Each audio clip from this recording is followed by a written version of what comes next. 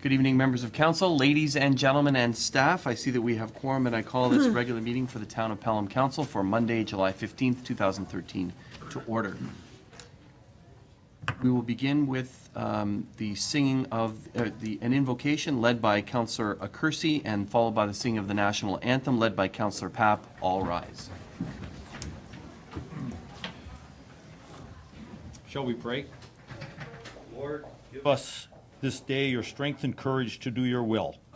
Grant that the members of Pelham Council demonstrate humility, listen with an open mind, and show wisdom in all their deliberations and matters of business be placed before them. Bring to this council honor, trust, and dignity to work on behalf of all the people of the town of Pelham. Amen. Amen.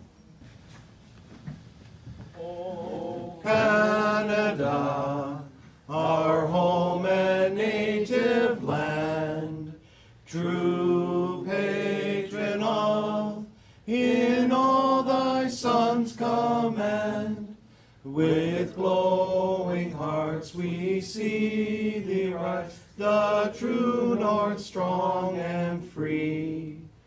From far and wide, O Canada, we stand on guard for thee.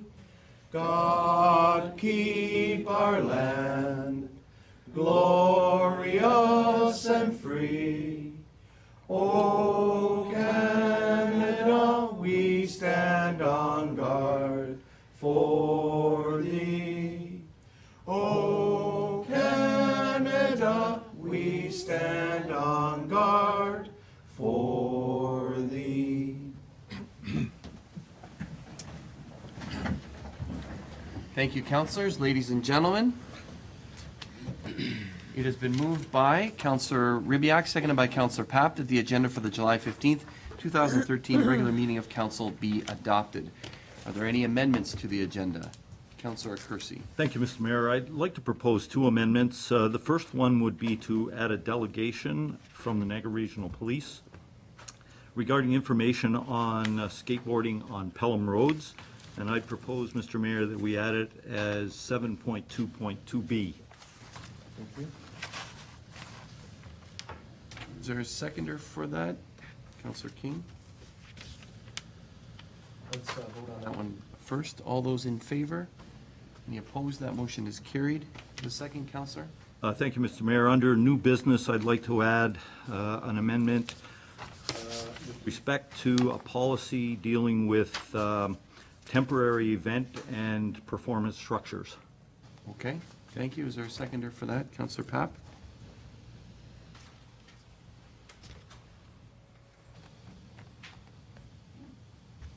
New business? I'm going to call the question. All those in favor? Any opposed? That amendment is carried. And Councillor Papp, I think you had an amendment as well. Yes, Mr. Mayor, I would like to, under delegations, following the presentation of the ward boundary review, bring forward report 14.2.1, staff report dealing with the ward boundary review. Okay, is there a seconder for that? Councillor King? All those in favor? Any opposed? That amendment is carried. Any additional changes to the agenda, Councillor? Mr. Mayor, I would like to add a very brief report to 14.1, if I may. Just quickly, the nature. Sorry, the Active Transportation Committee. Okay, thank you. Seconder for that, Councillor Durling. All those in favor? Any opposed? That amendment is carried. Any other amendments to the agenda? There being none, I call the question on the amended agenda. All those in favor? Any opposed? That agenda is carried as amended. Next is disclosure of pecuniary interest and the general nature thereof. Do any members have any conflicts of interest or other interests that they need to disclose? Can that be so noted, please? Thank you. Next is hearing of presentations and/or delegations, and we have a few of them. We will start with the Fenwick Lioness Club with a check presentation regarding the Riel Skate Park. So there's a number of you here. Thank you so much for joining us this evening. You can, how about if I come to you? Maybe that'd be better. If you want to just speak into the lectern there, thank you.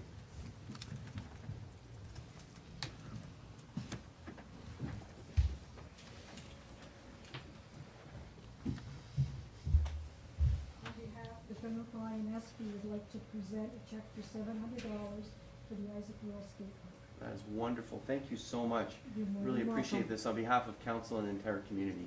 I'd like to accept this for the Real Thank you. Skate Park. Thank you so much. Really appreciate this. This was raised at your Can I sell? penny sale? Yes. Okay, Carnival, sorry. Sure.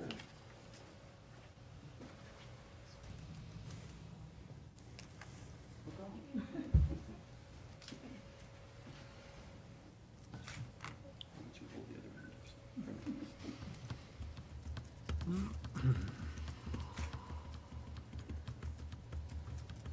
That's the prep for camera.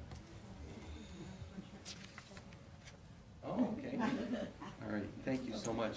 Really appreciate that, and council will match, as we do with other donations, we'll match those dollars, so the 700 now turning into 1,400. So thank you so much for, thank you for your ongoing commitment.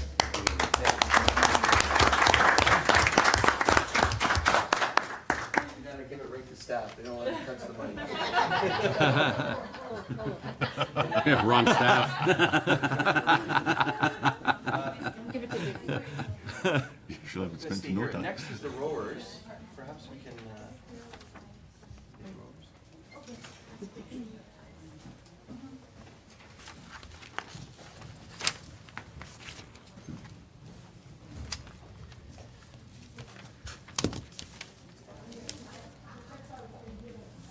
So next members of council are members of the Niagara, of the South Niagara and the E.L. Crosley Junior Girls 8 Girls 8 who won the Women's Henley Regatta in London, England on June 23rd, 2013. The Henley Women's Regatta is a premier rowing regatta for women in the UK and around the world. Over 1,000 women aim to compete and win the regatta annually. Crews travel from around the world, such as our crew that traveled from locally to compete in the famous Henley Regatta course. They welcome all spectators, of course, to participate in it, and members of the regatta team are here, and they're going to tell us, and they have a slide presentation that they're going to show for us. So come on in. I just gave a brief description of the regatta, so congratulations to you. Thank you. I understand that you have a PowerPoint presentation that you'd like to present first, and then the deputy mayor and I will come down and just give you small tokens of our appreciation for you being here this evening. So who wants to speak and present that presentation? Mayor Dave, They're all looking to John, yeah. Thank you, Mayor Dave and fellow councilors. This is the Junior Women's 8 that recently competed at the English Henley. They were the winners of the Peabody Cup. I'm sure many of you have heard of the English Henley. It's a very international and well-recognized rowing event held in Henley, England.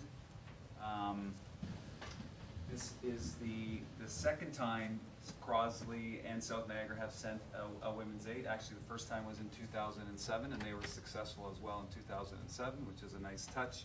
It's only been won twice by Canadian crews, and both of those times, fortunately, is a That's great. crew from our community, E.O. Congratulations. Crosley. So, the idea was kind of an 11th hour idea. There was, the teacher situation this year and some coaching changes. So, but fortunately, the parents and the coaches and the athletes rallied pretty quickly to make it happen. The last 2 or 3 weeks before they left, they were training twice a day while trying to complete their academic year as well. Their exams were moved up early. So there was a lot on their plate, but they had great attitudes. They're an excellent group of young women, and of course, Ashley has the privilege of telling 8 women what to do on a daily basis. Excited. Ashley as well, his dad's family is from England, so it was kind of fun for them as well, because Henley in England is very well known. In that picture also you see Brandon Campbell. Brandon and myself were co-coaches. I prepared them before we left. Brandon handled them the week they were there and did an excellent job. Brandon's a Fawn Hill resident and a graduate of E.O. Crosley and E.O. Crosley Rowing as well. And you can see in the pictures, what makes English Henley very unique is it's side-by-side racing, as opposed to traditional racing where there's 6 boats across. It's side-by-side, which is unique and exciting, but the downside is that as soon as you lose, you go home. So if you, as long as you're winning, you keep advancing. It's like a tournament format. So it's a long way to travel. We knew we were fast. We didn't know how fast we were, but when the smoke had cleared, we were the fastest and winners of the Peabody Cup a second time. What was also worth noting is, of course, everyone's getting better in rowing, especially women's rowing across the world is developing very rapidly. There were only 2 international crews that were winners this year at the regatta. One was from Norway. We were the other one. In fact, we were the only North American crew to actually come home with the gold medal. So it's a real testimony. This is an outstanding group of young people.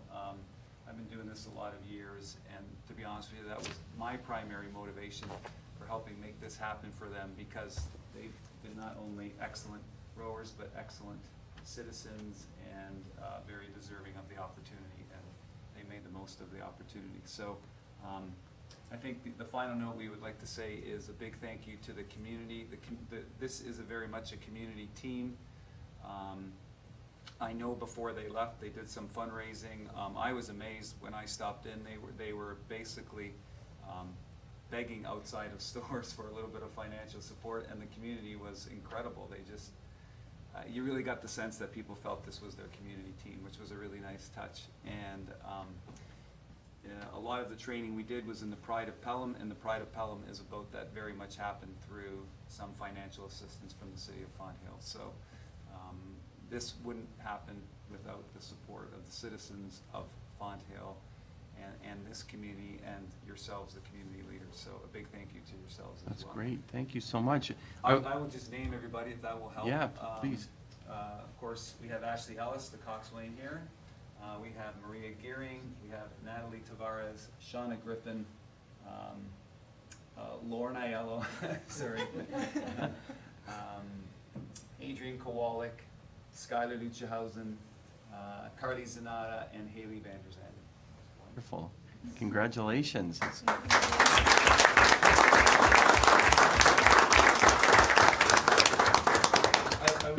I looked at the record here, and is it true you won by 4.5 lengths? One of the races, is that right? No, we didn't win by 4.5 lengths. It was by about 3/4 of a boat. 3/4 was the last one, it says, but one of them, Oh, one of the one of the qualifying, it races, says yes. 4.5 lengths. Yes. I mean, that's fast. Yeah. That's wonderful. So, on behalf of council, I do have just, and perhaps Councillor Clark can assist me. So this is for the team. Excellent, thanks.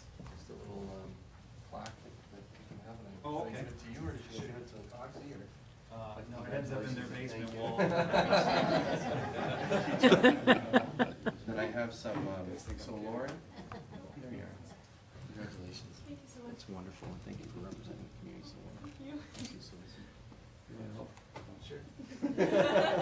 We didn't rehearse. We didn't rehearse. So Ashley? Oh, that's great, Ashley.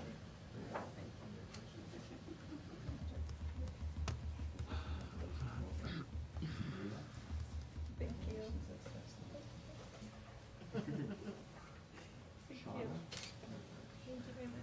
Since you're riding It's so impressive you're wearing the awards.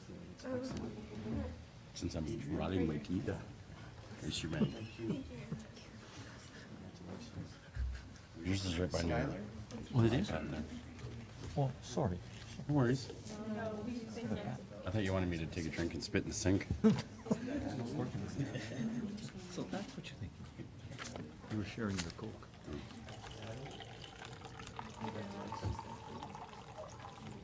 don't want me to wear a bit. And floss.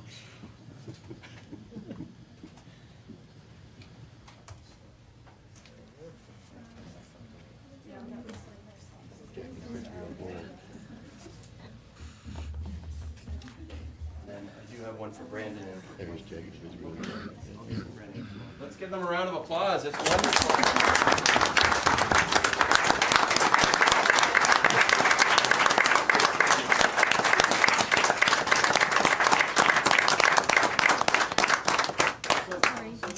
was the team. The team is broken up now. Some are coming back, I know, but 5 are going on, is that right? 5 are graduating and moving on, yes. And a few have scholarships as well, is that right? Yep. That's wonderful. So congratulations to you and best of luck in your future endeavors. And we look forward to seeing those that are staying, perhaps back here at the future. But we certainly wish you all the best and congratulate you on behalf of council and the community. Congratulations and thanks for coming. Thank you. Take care. Pretty amazing, eh? Pretty impressive. If you know, it is hard. Yeah, you know what? I understand the Dragon Boat race. It's wonderful to see. So congratulations again. Rock's hitting 8s. Rock's hitting 8s. 16.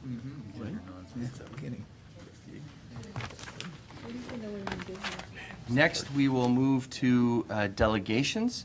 And the first is Madeline Wallace from the Mayor's Youth Advisory Council.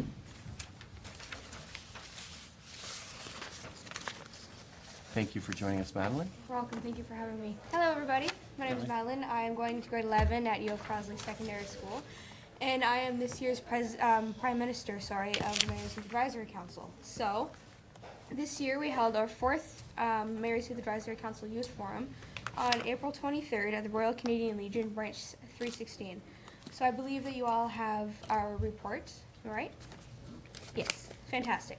So, for the summary, we had our 4th, like I said, 4th youth forum where 54 students from grades 7 to 12, representing all of the elementary school and two high schools serving Pelham residents, attended. The students gave their valuable opinions on how to make Pelham more youth-friendly and identify program needs for our community. So the youth worked in small groups throughout the day through a series of questions ranging from how they would describe the town of Pelham, what they thought Pelham should look like or be like in 10 years and 20 years, if they might consider starting a business in Pelham, and if so, what type of business that might be. Each group reported on their findings, and a summary of common themes and a breakdown of their responses are detailed also in the report if you'd like to look at those. We also had a guest speaker, Kevin Bullerbrook, who is a former Canadian professional ice hockey player. He is the manager of Edward Jones Investments and a chair of the board of directors of Your Life Counts, a registered charity dedicated to helping youth and families nurture, protect, and sustain their will to live.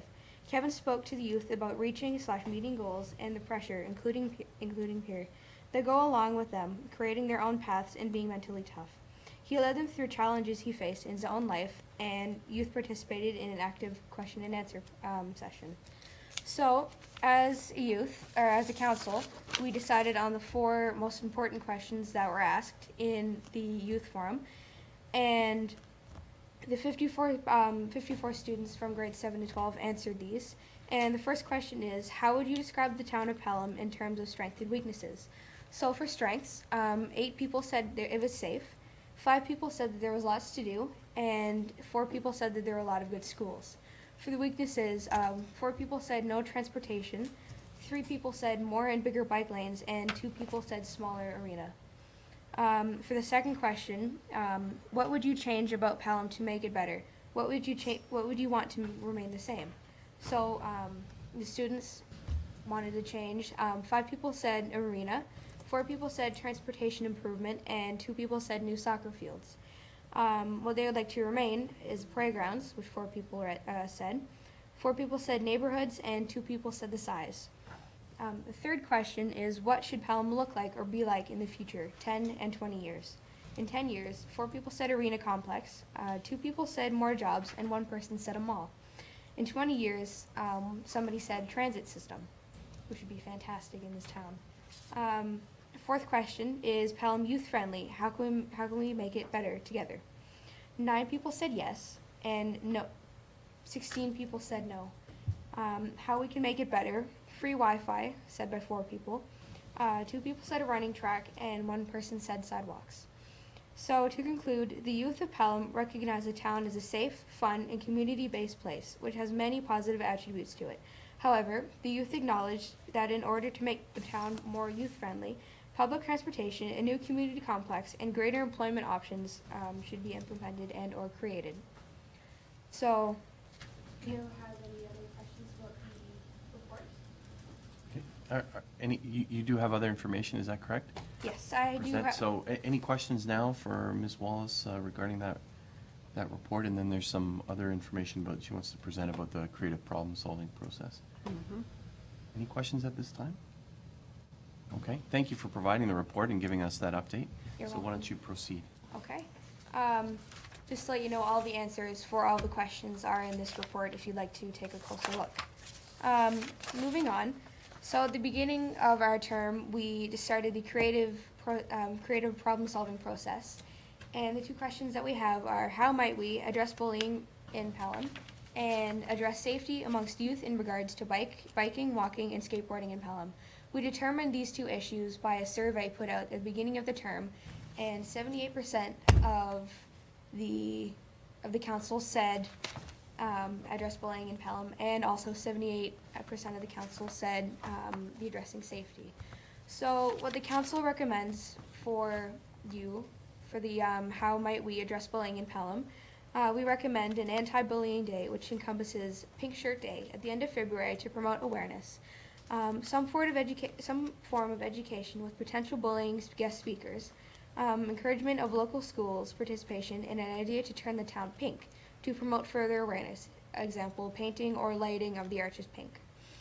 The fuzzy situation is addressing bullying in Pelham. So, does anybody have any questions for that?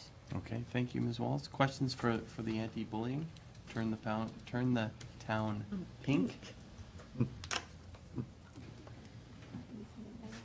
Okay, there might be questions at the end. Go ahead. Yeah, sure. So our second, how might we address safety amongst youth in regards to biking, walking, and skateboarding in Pelham? The council recommends staff action for a marketing strategy for helmets that include promoting Mayor Dave on a billboard. I didn't vote for that one, believe me.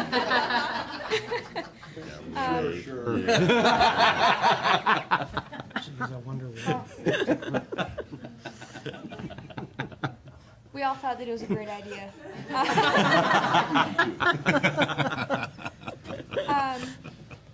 Creating a town Pelham skateboard logo, as well as a real skate park logo to go on helmets, like a little sticker logo, and the closure of a town road once a week at the same time for skateboarders and bikers to use an additional safe place to occupy.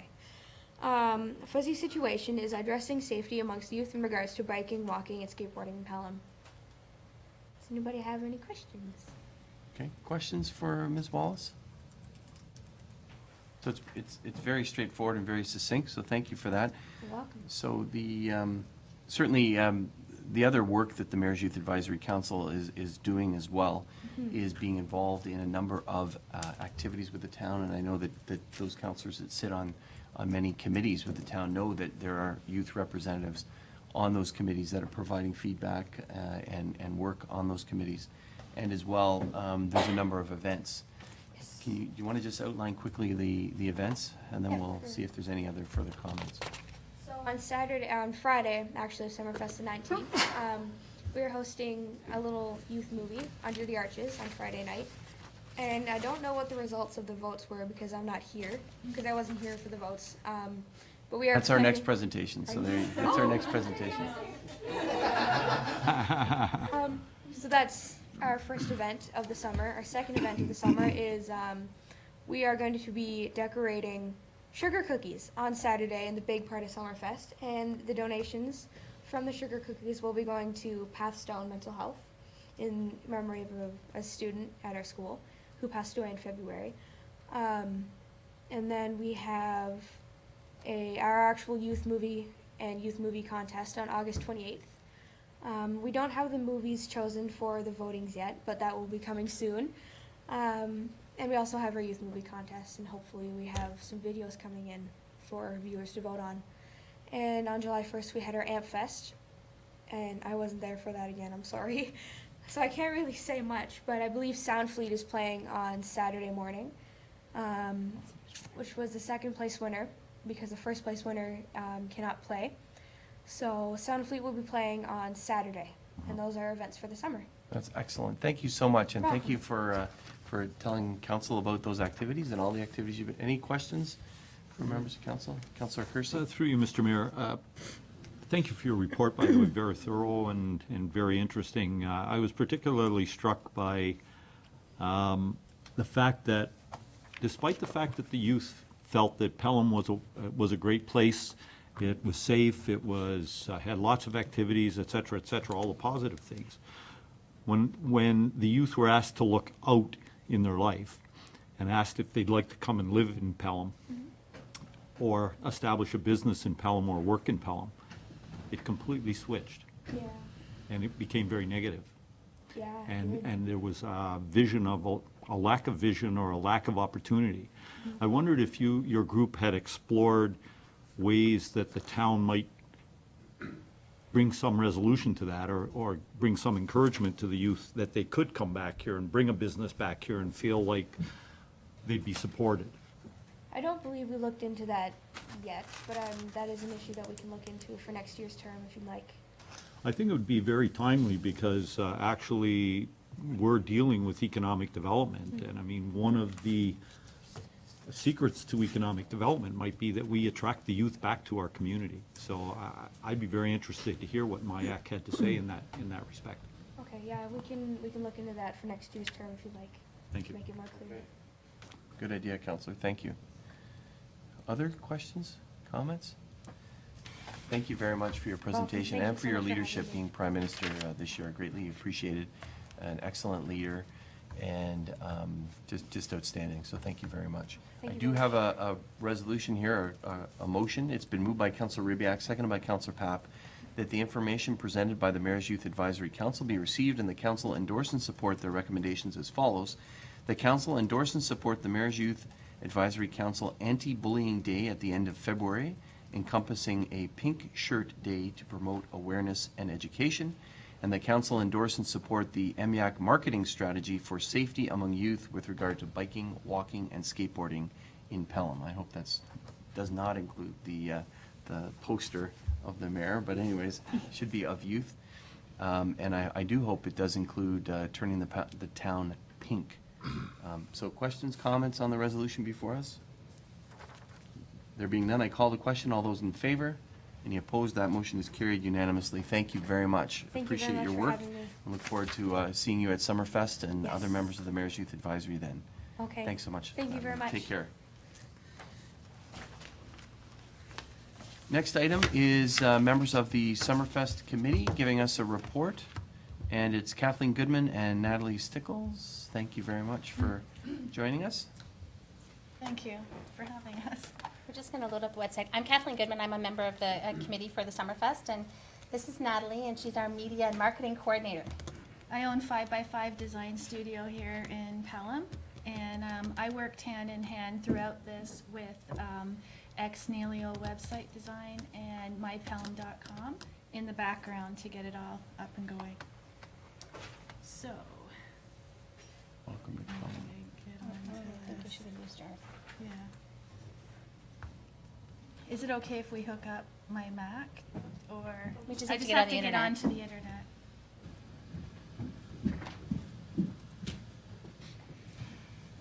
And go.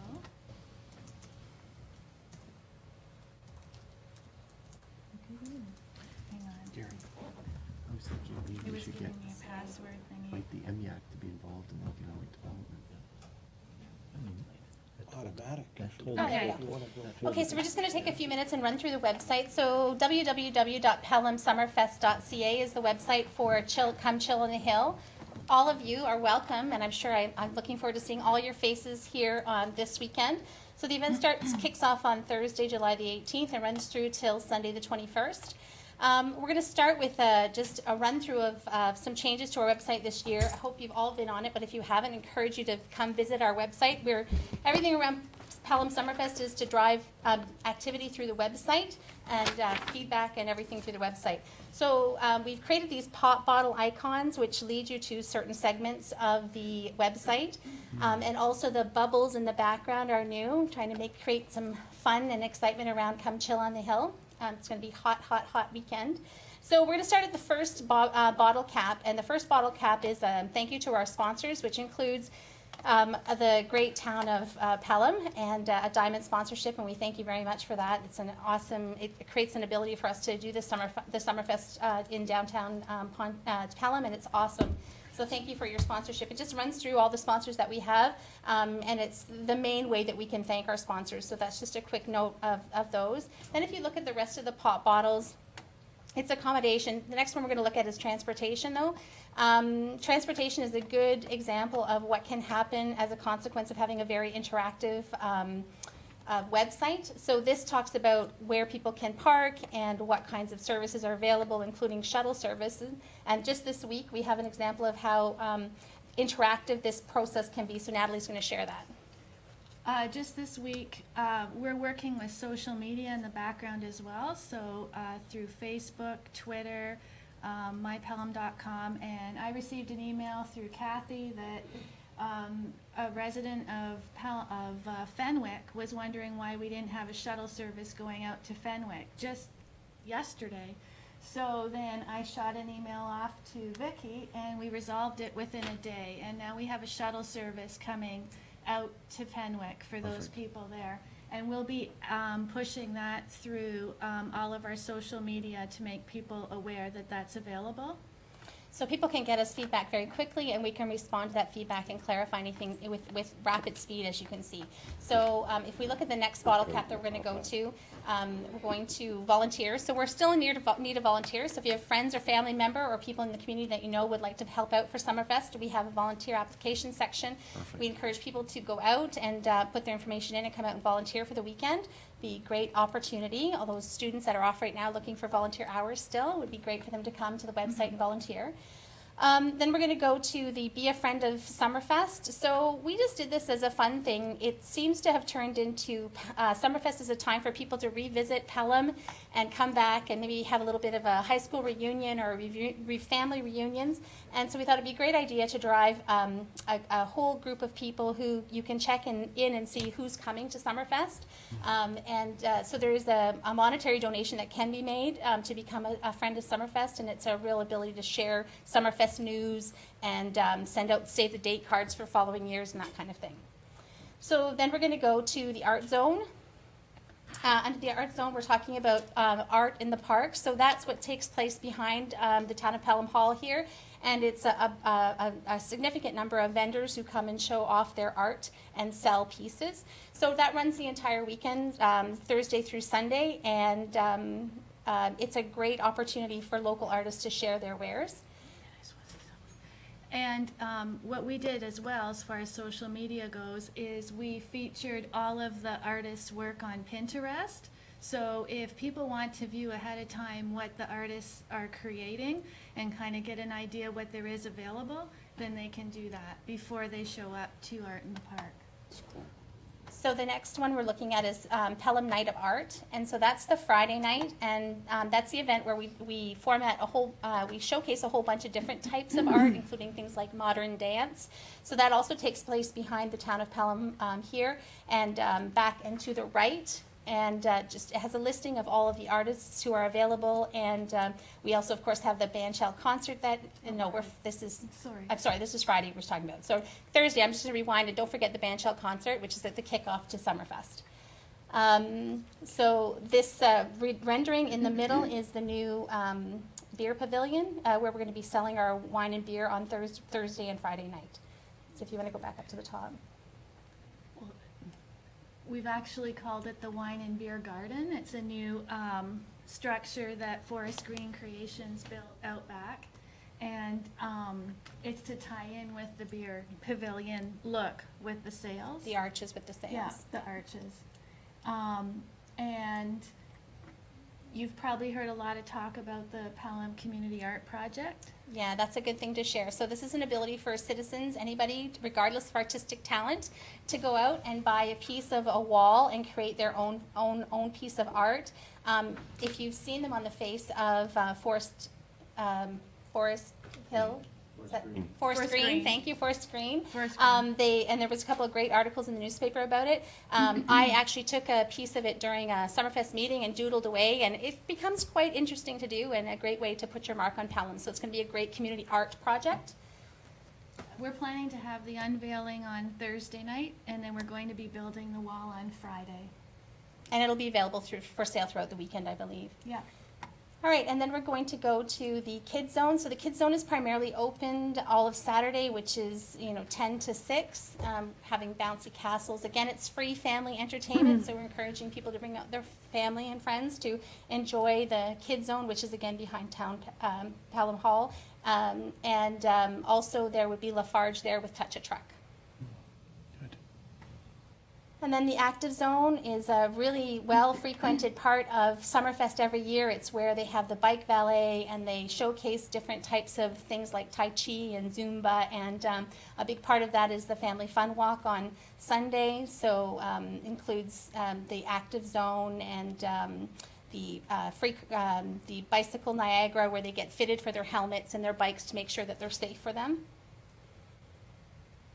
And we've made sure to keep all the information categorized on each event as you go through. So if anyone has any questions, if you notice through all of the marketing, we keep pushing people to the website because all the information's there. We cleaned it up quite a bit this year. We took off another level of tabs and made sure that there wasn't repetition within it, but it all connected. And then if we go to the music icon, that's the entertainment for the weekend, and it's also done by day, and where the people can look to see a list of the artists that are playing and who's there. Of course, that Saturday's our key feature day. Beer gardens under the pavilion with the arches. That's being serviced by 4 service clubs in the area: the Fenwick Lions Club, the Fonthill Lions Club, the Fonthill Kinsman Club, and the Fonthill Rotary Club are all serving that beer pavilion under the arches. So it's a great community initiative. And then last but not least is our Friday night film. So that's our teen film night that the young lady before us mentioned. And so the winner of the movie, this was a social media piece where we went out and we asked... We did, excuse me, we had SurveyMonkey loaded up onto the website so that we put a call out to all the youth in the community to vote on the movie that they wanted. We had 4 movies that they could vote for, and The Croods ended up being the winner. And then I created this little movie pass that the youth could share with friends through Facebook, so they can now invite their friends to the movie night. Perfect. So that's, this is 2013 Pelham Summerfest. Come chill on the hill, and we all encourage you all to come out. We're all looking forward to you coming to serve us breakfast on the Sunday as part of the family breakfast and family fun walk, and so we're looking forward to having you out that day. And we created a map, which you'll see up on Saturday, all throughout the park, so that people can locate where they're at. It's large, it's laminated, there's 7 of them, similar to a map you'd find in a shopping plaza. You are here, and then people don't get turned around, and they're able to experience all the different zones and activities that we have offered that day, because quite a few descend onto our town that day. It gets crowded. Yeah. That's wonderful. Thank you so much for your presentation and for your hard work organizing it all and promoting it all. Look forward, hopefully the weather will hold. I wonder if members of council have any questions for our presenters regarding Summerfest? Looks like a great weekend. Will you be tracking the number of visitors again? Yes. That was key last year, and I think you Yes. had a little Yeah. clicker Our in everybody's security hand. guards And, at all entrances have the clickers to and it was keep track of attendance. 25,000 last year, was Yeah. it not? Yeah. Huge. We expect it to be even bigger this year. That's great. And we That's have a great. billboard available for you afterwards out on Highway 20. You know, the Summerfest billboard. Oh, perfect. That's the one you want me to put a helmet The on. youth can help you create the The next. youth can, yeah. I better get it sized at the event on the Saturday. For a hockey helmet. Bob, did you have a question? Well, no, actually, I just wanted to say that I'm so overwhelmed and feel so much pride in the festival, where it started and where it's Yeah. going. And the logistics and Councillor, Kersey and all of you who have been involved, that I can tell you from talking to many of the people outside of the area and other areas that have gone to festivals, this is a very first-class operation, and it's a lot of fun. It attracts, you've cut across all generations, and I think it's going to be, again, not only a huge success, but will continue to build that platform for us becoming a very center of culture and entertainment that I know a number of us have been working on. So I'm looking forward to this year, and looking forward, and Gary, to your crew and all. It's kudos. Just I can't tell you how much positive stuff I've heard about it, and at some point, maybe we'll turn the downtown into a permanent pedestrian area. There we go. So people can walk every day of the year, but congratulations. I'm very excited about this. Thank I'm you sure very as much, all Councillor. always does. Yeah, I thought you had a question. I totally No, I'm wholeheartedly just- agree. I- That's wonderful. So thank you so much. I think we're all looking forward to not only serving breakfast, but to being a part of it and volunteering and celebrating with the community. So thanks to you, Kathleen and Natalie, for your hard work on this. Thanks to you, Councillor Kersey, I have to for say, chairing though, the there's a group. lot of people in behind the scenes. Yeah, the whole committee. Absolutely. We're just the face Well, I of was presentation I was for going the to say, evening. some of the other members of the committee and the overarching committee, and then there's so many other Yeah, volunteers. there's lots of levels. And they include Todd Barber from the Downtown Beautification Committee, B. Clark from the Pelham Active Transportation Committee, John Wink representing the Pelham Business Yeah. Association, and of course, then there's staff like Vicky and others that are involved in this. So thank you so much for your ongoing work, and I know you've been meeting for months and months and months, so it's now all coming together, and let's hope the weather holds. So Yes, the thank you. weather, yeah. Thank Come on you and so chill much. anyway. Just a quick Sorry, question. Councillor Pap? Just a quick question I did is, what media areas have you actually contacted? I'm just thinking in the local, besides the obvious. We, I organized radio commercials with 4 of our youth through Giant FM. Okay. So and you can actually see it online. I actually should have played it for you guys. You would have enjoyed it. I'll bring it up. It's kind of neat to listen to. Because after we recorded the commercials through Astral Radio on 105.7, I asked them to send back the MP3s so we could put them up on the website, and then, parents and friends could share it and get excited about it and listen for it online. We also have a contest that's been going on for 3 weeks on the 3 major stations, Astral Radio, for all the local businesses. So they had to donate at least $50 worth of gift certificates, and they got 3 10-second air time within a day. So they were really excited. They were emailing and finding out when when they were on the schedule for airtime. I had that all organized. We have ads going in all the Sun Media papers. We have Voice of Pelham wrap coming out this week that people can bring with them with that map I showed you earlier to the Summerfest. It's all branded across the board. Posters, rack cards, a billboard on Highway 20. It all has the same look and feel. That's why I was brought on board, so that it flows. Good. And people recognize it and remember it. I don't So- think the speakers will work, nor do we Well, I have didn't time even to Oh, listen to it. So Okay. perhaps Speakers aren't working? I don't think they'll Oh, work it very well. does here, but not through. Yeah. Okay, I didn't So know. we'll have to listen to When that you at a get a later. chance, listen to it on your own. It's there in the media section, and there's a little bio on each of the children and Good. teens. Thank you. And I think, Thank you. question, Councillor Ribbiak? I do. Thank you, Mr. Mayor. And thank you for your presentation. Excellent. I have to agree with Kathy of Fenwick, who said that transportation from Fenwick is important. But as you pointed out, that's a fairly new initiative. Is that also finding its way into the publications that you're putting out there? Are you publicizing that Yeah, in just some way? today I sent it through, through the print. We missed Print or the- however, we how are missed you going to the make print people in Fenwick deadline. know?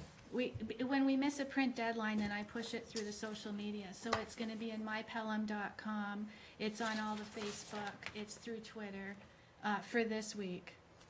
That's the only, because we missed our deadline, it was, Monday morning. Right. You put a poster up somewhere Yeah. downtown. Signage. There'll be signage? Ravensway? Okay. There will be signage? Okay. Terrific. Thank you, Mr. Mayor. Thank you. Okay. Thank you so much for the you. presentation. We really appreciate your presentation and your hard work, and we look forward to a Okay. great Summerfest. Thank you. Thank you. So I do have a motion. It's been moved by Councillor Durley, seconded by Councillor King, that the information report was presented by the Summerfest Committee regarding the upcoming events be held on Thursday, July 18th to Sunday, July 21st, be received for information. All those in favor? Any opposed? That motion is carried. Again, thank you so much for your hard work and dedication putting this together. Thank you. Next, we have the item that was added as an addendum to the agenda, and that's Mr. Genesee and Constable Brown presenting. Thank you for joining us. Thank you very much, Mr. Mayor. For the record, my name is Craig Genesee. I am your bylaw services officer. Constable David Brown is representing the Niagara Regional Police. I'm going to be doing a quick PowerPoint presentation, and I'll turn the floor over to Constable Brown. He can answer any of your questions. He will also have a few words to say as well. This is stemmed from last Monday morning. I came to work and I was greeted by a rather large NRP officer in my office who stared at me in my eye and stated, "We have a problem." And that's why we're here today. The problem he was referring to was his real concern that we are looking at sooner than later, probably a very serious injury or a fatality on our roads in Pelham regarding longboard skaters and skateboarders. And this PowerPoint will try and elaborate on that a little bit.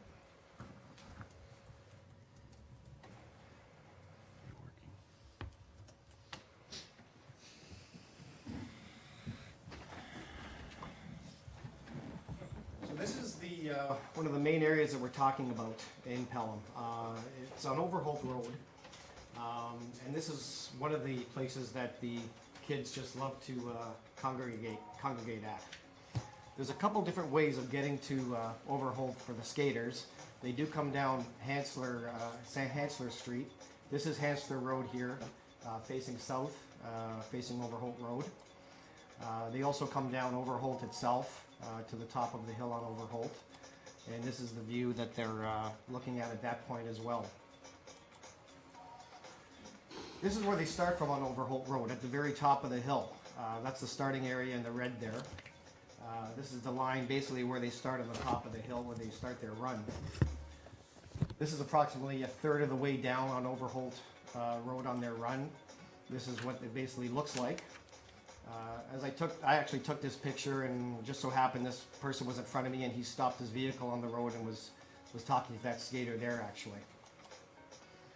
This is about 2/3 of the way down on Overholt Road. There is a kind of a blind turn there. This is the view as it looks down the road. This is where they come near the end of their run, and this is the view that it basically shows coming to the end of coming towards Pelham Street there. So you've been viewing the run facing west to east or downhill on Overholt, and here's the view going uphill from a traffic perspective. So facing west on Overholt is, this is below the blind turn in the road. So this is at the very bottom looking up. This is what traffic sees. This is just after passing the blind turn on the road on Overholt, again going west. You can see there's a couple skateboarders there. And then this is approaching the top of the run on Overholt after the blind turn. This is approaching the top of the run. You'll notice there's some vehicles on the right-hand side there. Those are from actually people, kids coming from out of town, coming to Pelham to do their longboarding in the area because we have such nice hills. This is the top of the run on Overholt. This is a fairly small congregation. Actually, I think there's 13 or 14 kids there, but that's a fairly small congregation. Other areas in Pelham that are a concern, Schultz Drive is a very popular area for the skateboarders. Effingham Street, very popular area as well. Elizabeth Street, a constant problem as well on Elizabeth Street, according to the NRP as well. The Niagara Regional Police involvement so far, they've responded to 37 calls in the past 4 months from citizens concerned about longboarders' safety on the roads. As a point, we haven't in bylaw, we haven't received any complaints. I think I've received maybe one call. It was a minor call. Besides that, we haven't received anything. 22 of those calls were from different citizens, so it's not the same people calling all the time. It's not 1 or 2 people complaining. It's different citizens in the area. The attitude from longboarders. Turn this volume down here. Yeah, I think that's commercial playing or something from the previous presentation. I'm not sure. Cha-ching while you're doing the skateboarding. I'll speak a little louder. The attitude that the NRP are facing from the longboarders when dealing with them ranges from indifference to belligerence from a lot of the longboarders. And police officers have actually had complaints lodged against them from parents of the children because they believe that the police are harassing them by trying to stop them and trying to get them to be safe. The laws affecting skateboarding in Ontario, currently there is no law regarding skateboarders in Ontario. There is no law that prohibits skateboarders from skateboarding on any street or road in Ontario. There is a provision in the Highway Traffic Act that it's illegal to ride a skateboard on a road without a helmet. And I must say that all the kids that we've seen, they're all wearing their helmets. They're very good with that. They're all wearing their helmets. Of course, if you're going 30 or 40 kilometers on a skateboard and you hit a car going 50 kilometers an hour, that helmet's probably not going to do too much. Pelham currently has the Parking and Traffic Bylaw 89-2000 that states, no person shall play or take part in any game or sport upon a roadway. Is skateboarding or longboarding a game or a sport? A judge would probably decide that, and a judge would probably say, who knows what a judge would say. No person upon roller skates or riding in or by means of any coaster or similar device shall go upon a roadway except for the purpose of crossing that roadway. So, again, skateboards, longboards are not specifically outlined in our bylaws, which limits our enforcement on these issues.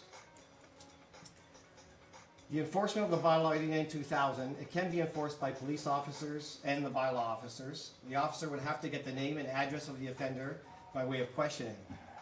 The officer would then have to swear an information in front of a justice of the peace. The justice of the peace would then sign a summons for the offender to have to appear in a court on a specific date. If the offender is under 18 years old, the summons would have to be served to a parent or guardian, and they, with the offender, would have to appear in court on a specified date. If over 18, the summons is served to the offender directly. So we don't have a fine for people skateboarding on our streets. There's no fine for that. It's basically, it would have to be a court appearance. They would have to go to court and stand in front of a judge. With bylaw 89-2000, Pelham owns this problem. Is this a problem that requires immediate response? I believe it is. The NRP believes it is. What we're asking for from council tonight is basically we're asking for some time to put some things into effect. We are asking that council prohibits skate and longboarding on Schultz Drive, Effingham Street, Overholt Drive, and Elizabeth Street, and direct staff to post signs elaborating that. That council directs staff to update our bylaw to include these activities. That council directs staff to come forward with options for creating a more prominent longboard track in the proposed skate park. So we're not anti-kids and we're not anti-skating. We are very pro-safety. And that's what we're attempting to do. So that's the end of my presentation. I'm going to turn it over to Constable Brown, and he'll answer any questions, and he may have a few words as well. Thank you, Mr. Chancey. Constable.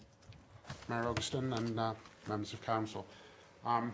Just as a brief introduction, my name is Dave Brown. I've been with the Niagara Regional Police for 21 years now. As of last May, I inherited Pelham as my full-time patrol zone for my particular shift. Shortly after that, I became aware of the problem. Between August 28th and July 9th this year, we received 37 calls for service.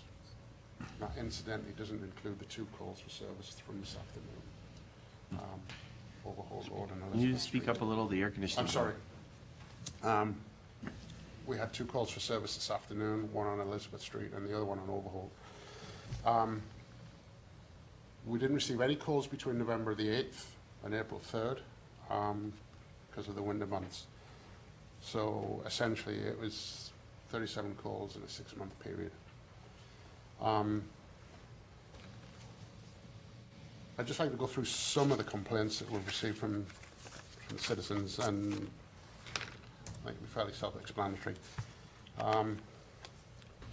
First call I have, 8 teens skateboarding in the area, blocking traffic, causing a hazard. That was Overholt Road, Hansler Road. Overholt Road between Hansler and South Pelham, 6 longboarders going down, and the complainant is concerned that a car will hit them. Next one, 10 males, approximately 12 to 13 years on longboards, racing down the hill, Overholt Road and Pelham Street. Skateboarders on the hill on Overholt Road. Says they're on a blind spot and is concerned for their welfare. Battle Road and Cream Street. Kids with skateboards at the top of the hill and drivers can't see the kids. And it goes on. Couple of calls that one I found was interesting, the other I found was rather disturbing. Was a complaint from the former head of our traffic reconstruction unit. And the comment in the call, this should be moved along as this is a bad idea. The call I particularly found disturbing, this came from June this year, and the call was received at 11:27 p.m. and the kids were on Overholt going down the hill carrying flashlights. The point I'm getting at, this is a tragedy waiting to happen. And undoubtedly it will. When one of these kids comes into contact with a vehicle, it's going to be catastrophic. We've tried, myself and a number of officers have tried to counsel, advise the kids, and we're finding that the kids now have this sense of entitlement. They become belligerent. As Genesee said, there's some empowerment coming from parents supporting them by way of police complaints, and they are in actual fact organising themselves into the Fonthill Skaters Union, which is an unofficial longboarding club. They're obviously now becoming aware that our powers of enforcement are limited, which is why I went to Mr. Genesee to see if we could start and review the bylaw, and perhaps start and post some of the areas as prohibited to skateboarders and with a view to proceeding under the Trespass to Property Act. We had some discussion and the idea of the skateboard park came up. I don't see that as a full solution to the problem because typically, and this is information I've taken from the internet obviously, typically longboarding, it's long, straight hills and as fast as you possibly can. So again, the skateboard park probably wouldn't be the full-time solution. As far as the question of road closures on a regular basis to allow for it, my concern with that, and that you give kids an inch, they'll take a mile.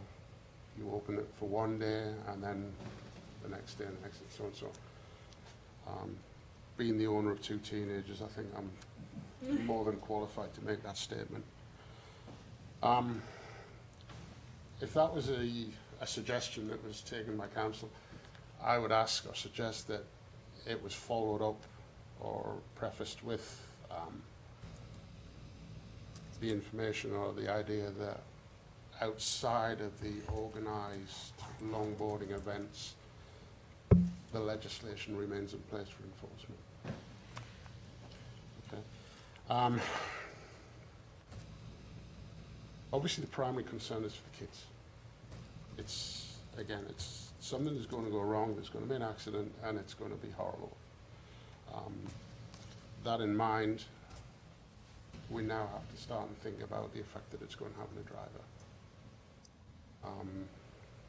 I don't want to go into too many details, but whoever's driving that car is going to have to live with it. Not to mention the parents. that's the problem, and obviously highlighting the problem and maybe come up with a solution. And I'd like to suggest some involvement with the media by way of an education from the NRP, from council, highlighting the problem, highlighting the concerns. Utilize our school resource officers. That's the message on the kids. Review the bylaw, update the bylaw, and if possible, well, we can proceed with a fixed penalty notice, a Part 1 certificate, which is $50 or whatever.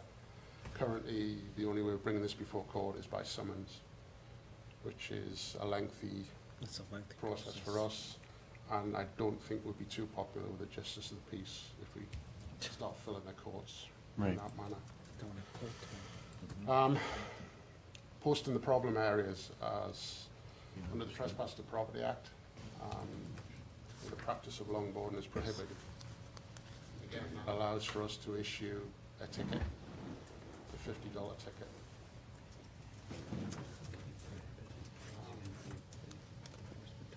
And that's essentially it. Okay. Thank you very much, Constable and Mr. Genesi, for your presentation. I do appreciate council adding this to the agenda, as I think I sent you in an email earlier today. This came to my attention this morning with a presentation from Mr. Genesi and Constable Brown and other staff, and I thought it was significant and something that we should deal with sooner rather than on August 12th. So that's why those recommendations. I wonder, Mr. Genesi, if you could put those recommendations back on the screen. Council may have some questions about them. And I think just one other item before I'll open it up for questions. I do want to have Ms. Van Ravensway comment regarding the skate park and what's currently being proposed and what the recommendation is suggesting. Mr. Mayor, just so I understand, the current proposed skateboard park is going to be, there will be a concept plan presented to the committee on July the 31st. That plan will include skateboarding, as well as we did mention a minor detail with longboarding, but not to any degree that I believe that these longboarders are wanting. Okay, so that this recommendation then would go and board with options to create a more prominent longboard track at the proposed skate park. Can you just briefly comment on that, please? Or There may it's be too early to say, or? possibilities to investigate further incorporating longboard facility, maybe through the toboggan run and up and around, but I mean, that takes major construction and, Okay. you know, after the 31st, we can speak and Okay. see where we can go from there. But, Okay, thank you. yeah. Anything to add to close it out? Mr. CAO, is there anything to add to, for the presentation? Yes, Mr. Mayor, thank you. Just to add, what staff is proposing this evening is that, again, obviously, that those particular streets be identified and signed. That will give both bylaw and the NRP the ability to issue a ticket for trespassing, which is $55, $65, I believe, total. It also provides some temporary relief and provides some proactive action. Now we know that there's a problem. And staff also would like to conduct a creative problem-solving process with regards to the bylaw itself. I consider this to be, although the potential for tragedy is great, it's also an opportunity, I think, to work with youth and to provide some creative ways to deal with this so that kids can longboard and recreate, but also do it safely. And that's I think that's what we're striving to achieve here. And that we would also undertake a media campaign that educates both kids and parents and drivers to the fact that this is going on and that it is extremely dangerous and that it this is the reason why some of these streets have been identified as being particularly hazardous. So that's in summary what the direction that staff would like to receive a mandate from council for this evening. Okay, thank you. Now, questions to our presenters or to staff from members of council? Councillor Papp? Quickly through the presenters, Constable and Mr. Genesee, as I understand it, that if in fact we move forward with prohibiting the skateboarding and executing the components of a trespassing sort of violation, so can you describe what exactly would take place then if someone was an offender? Very briefly. Essentially, under the Trespass Property Act, once the property or the street has been designated as prohibited for longboarding, the offence of engaging in a prohibited act complete. We can proceed with it by way of a ticket. Okay. Again, it's a $50 ticket, $65 ticket with court costs and such like. It negates the requirement for a lengthy process of issuing summonses, and once the summons is issued, then the guys have to go straight to court. And that's essential. Okay, thank you. Councillor? Just quickly, Constable, would you, in those instances, is there, for lack of a better word, forgive me, is there a warning ticket you can give them, or is it automatic issuance of a fine? It's not automatic, there's obviously a discretion. Discretion on part of the officer? Okay. But once the respective streets have been signed, Right. then it gives us that option of proceeding with the ticket. Okay. So it's not an automatic. That's it. Okay, thank you, Constable. Thank you, Councillor. Councillor Durley? Thank you, Mr. Mayor. Through you again, would the, if in fact these bylaws were in place, most bylaws are complaint-driven. Would you have to wait for a complaint, or would there be some spontaneous surveillance in the area that would, from time to time, go by and be able to communicate with possible offenders? Now, a situation like this,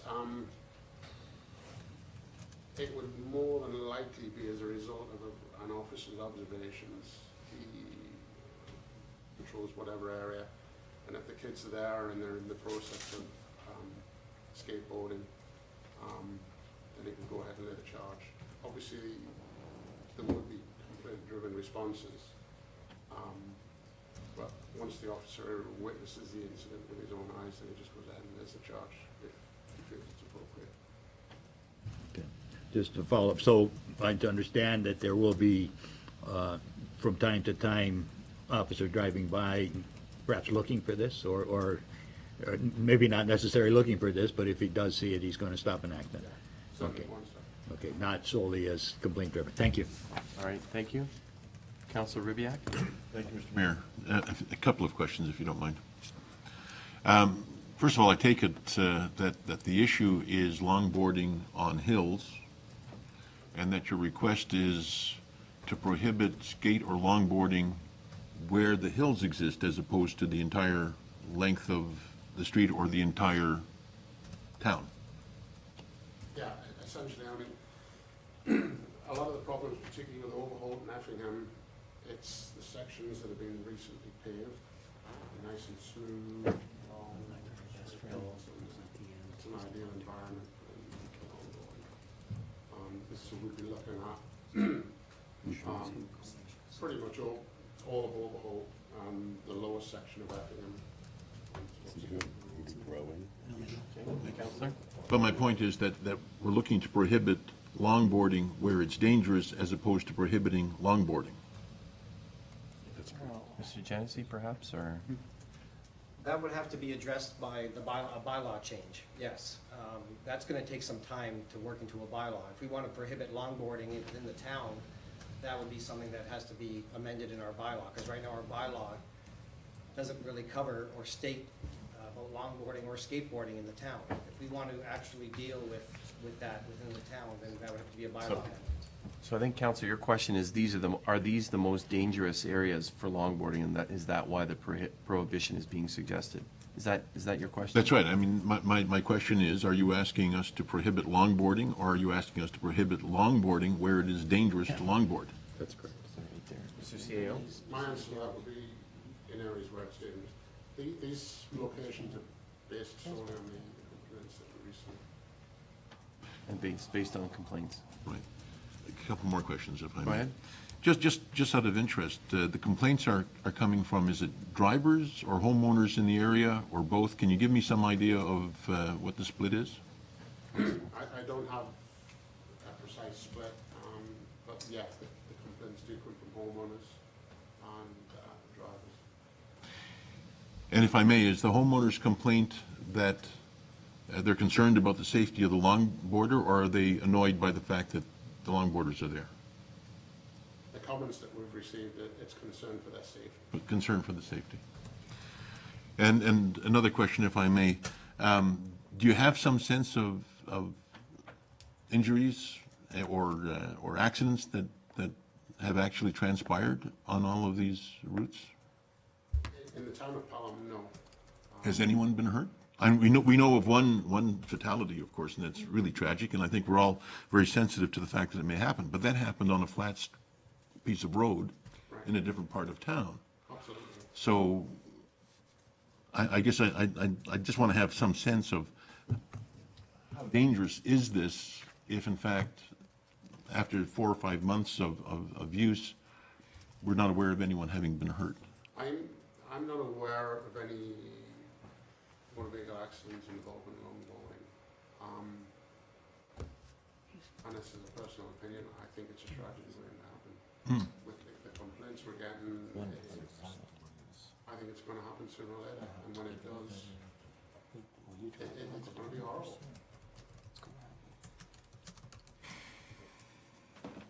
Other questions? I think for discussion, I have some, Okay. but not of the presenters. Thank you very much. Very thorough. Thank you. Others for the presenters? Only for the presenters at this point. Okay. Thank you very much for your presentation. I appreciate you coming in. We do have a motion that I'm going to put on the floor now. It's been moved by Councillor King, seconded by Councillor Durley, that the information presented by the Niagara Regional Police and the Town of Pelham bylaw enforcement staff regarding skateboarding on Pelham roads be received, and that council hereby resolves to prohibit skateboarding and longboarding on certain streets, including Overholt Road, Effingham Street, Elizabeth Drive, and Schultz Drive, and staff is hereby directed to post the necessary signs, and that staff be directed to update the town's bylaw to include these activities and prohibitions, and that staff be directed to present options for council's consideration regarding the construction of a more prominent longboard track at Marlene Stewart Street Park. So Councillor Rivyak, you signaled you wanted to speak to this or have questions, and then I'll go to Councillor Kersey. Councillor Rivyak. Thank you. I guess I have two changes that I would like to see introduced if they're seconded. The first is that, in fact, the areas in which we would prohibit skate or longboarding are specific to the areas where we sense that there's a risk. I'm not convinced that longboarding, for example, in general common circumstances, is any more or less dangerous than bicycling, for example, or indeed walking on some of the narrow and busier areas of the town. So I'm not sure that I've heard a justification for prohibiting longboarding, but I am concerned, as we all are, that in fact the sport, if that's what it is, of downhilling on a skateboard might in fact be extremely dangerous both to the participants and of course to those others who are using the roads, and I agree that in those areas it's a tragedy waiting to happen. But I think that we want to be careful about prohibiting something that may in fact be relatively in the same range of safety as other activities, and in fact is a healthy recreational activity that we would in fact want to encourage people to participate in, though not necessarily on steep hills going downhill. So that's one change that I would hope to find a seconder for, if it requires one for at this stage of the discussion. And the other is the part of the proposal with respect to creating a more prominent or more permanent or a designated longboard track in the proposed skate park. If in fact it's dangerous to be going downhill at high speed on longboards, I don't know why we would want to create a facility in which that could happen. I can see us creating a facility that is safe to use, and the skateboard park, I think, probably falls within that.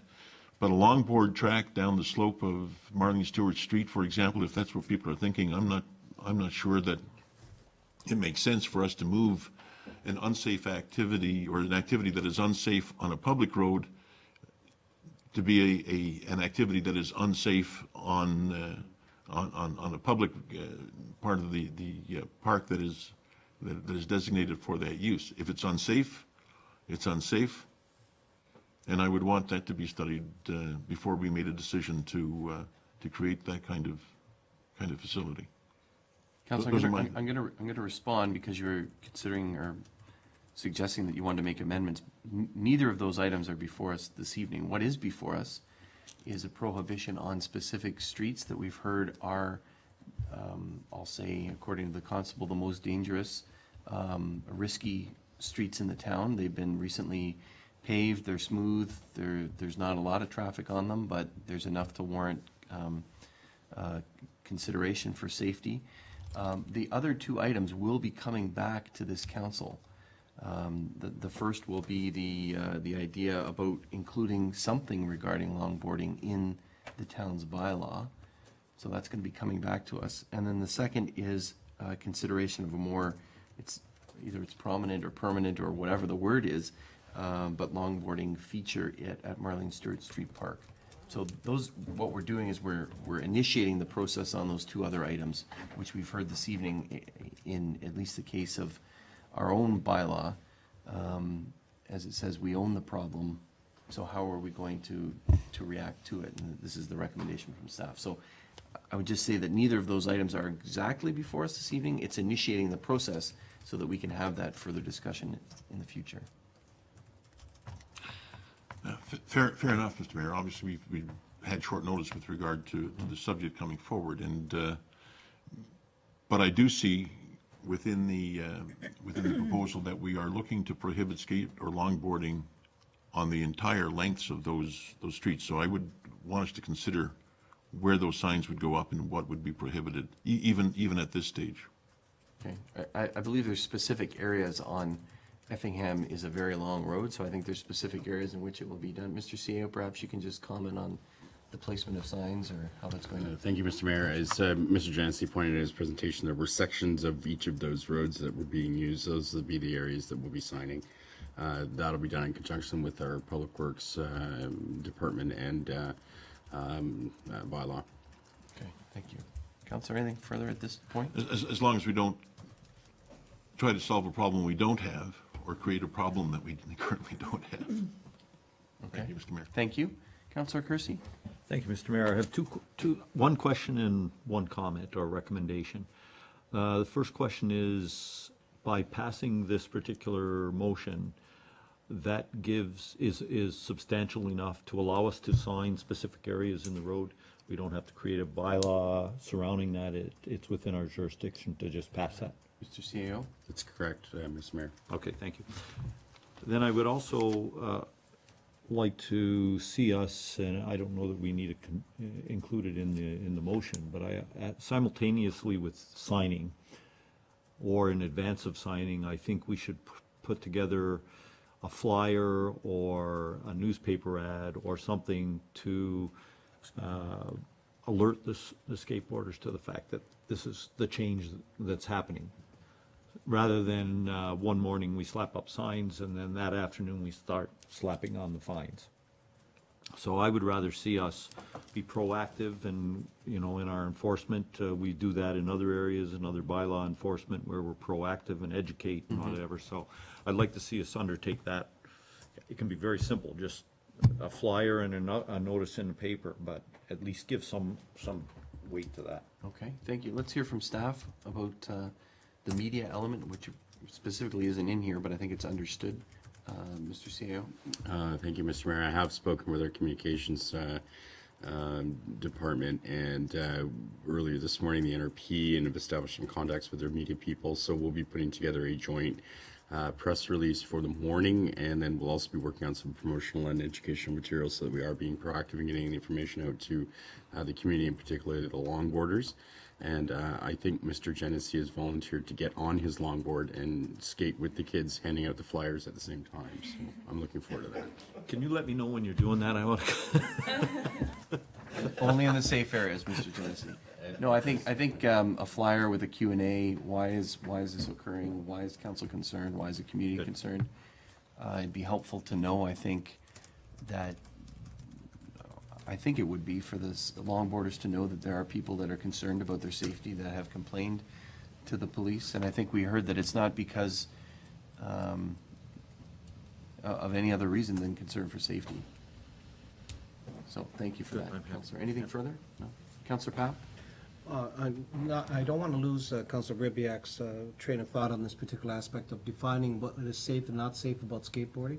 So I think as part of the exercise, it's implied that once you come back and do the creative problem solving, that we'll examine, because I have to say, from other municipalities and other jurisdictions and how they're handling this, I have a very close friend who lives down that area, and this phenomena has started very rapidly and very clearly. It is, to say the least, somewhat high risk, if I may say, to the gentleman, and knowing that area quite well and how, you're right, something's going to happen. So in the meantime, if we can at least get some sort of compliance, and if we have to use that particular stick, let's use it to stop them from doing this. In fact, if I may, Mr. Mayor, in some cases, having taken out my my beautiful four-legged friend, the dog, down on Hayes Road, down the other end, I have encountered the same type of thing. Not to say that it was dangerous, but they were out in the middle of the road longboarding and crisscrossing across the park, just saying, like, just be careful here what you're doing, because there's, even though they may be looking, somebody could possibly not see them, and then we're going to have a problem. So I concur. If it's implied that's what we're going to do, let's examine it and find out what kind of a practice it is. It is, I know it's part in another area called an extreme sport. It is, this type of stuff goes on in another competitive process, but it's not something that I think, and if it is part of a design component, fine. If it can't fit, let's make sure that we can deal with the issue as it is, and I would rather we deal with this right now and deal with it in a very responsive and positive manner. Thank you. Thank you very much, Councillor. Others? Councillor Durley. Yes, thank you, Mr. Mayor.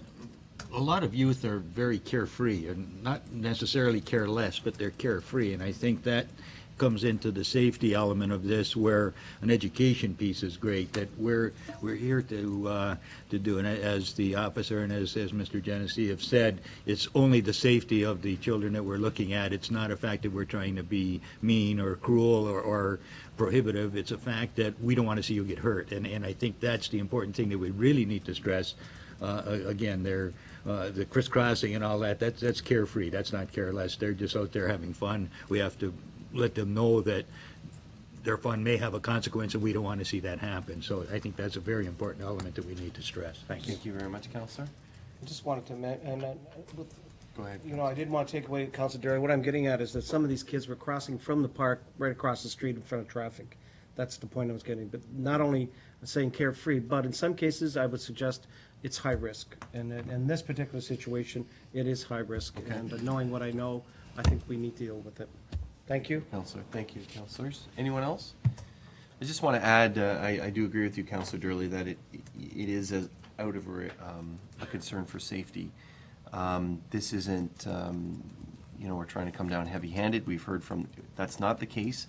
We've heard from the officer that there'll be warnings. It's a measure because we're trying to curb unsafe behavior because we're concerned about the youth that are longboarding in these specific areas. It is also a sort of a short-term measure, and the information will be coming back to us for us to consider whether it is more broader than that or there are specific areas. That's part of the creative problem solving. I hope that staff can reach out to members of this Skateboarders Union, Fond Hills Skateboarders Union, and engage them in this discussion. And I think that's what we need to do, and have this engagement going on in the community. one of the suggestions was this is occurring because, as the constable said, our roads have been recently redone in some of these areas, and they're nice and smooth. They're a little bit curvy. There's low traffic in some cases, during certain periods of the time. They're a little bit isolated from, although Elizabeth Drive isn't. So, one can see the appeal, as I think Councillor Durley has indicated, and others. But this really is an issue of safety, and that's why it was brought to council, and that's why this is being proposed. So this is the beginning of a process to work together with the community to try to make it safer. So I am supportive of this measure and look forward to future parts of it coming back to us. So without any other comments from any other members of council, nobody signaling me, I'm going to call the question. All those in favor? All those opposed? That motion is carried unanimously. Thank you very much, council, and thank you very much, Mr. Genesee and Constable Brown, for bringing this to our attention and also presenting for us. So thank you so much.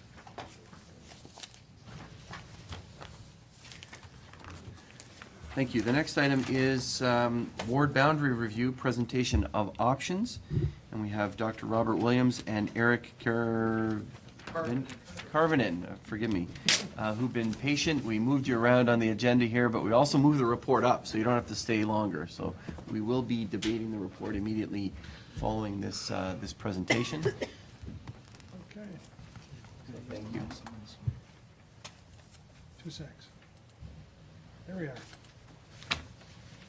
Good evening, Your Worship, members of council, staff.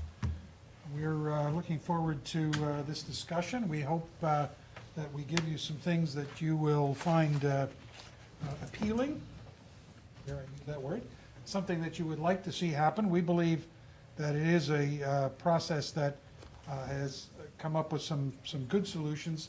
We also believe, as we've tried to suggest in here, that this is something that I believe is in the interest of the town to pursue. So bear with me very quickly, and this is for the benefit of those who have not been through this process before or who have not read our report.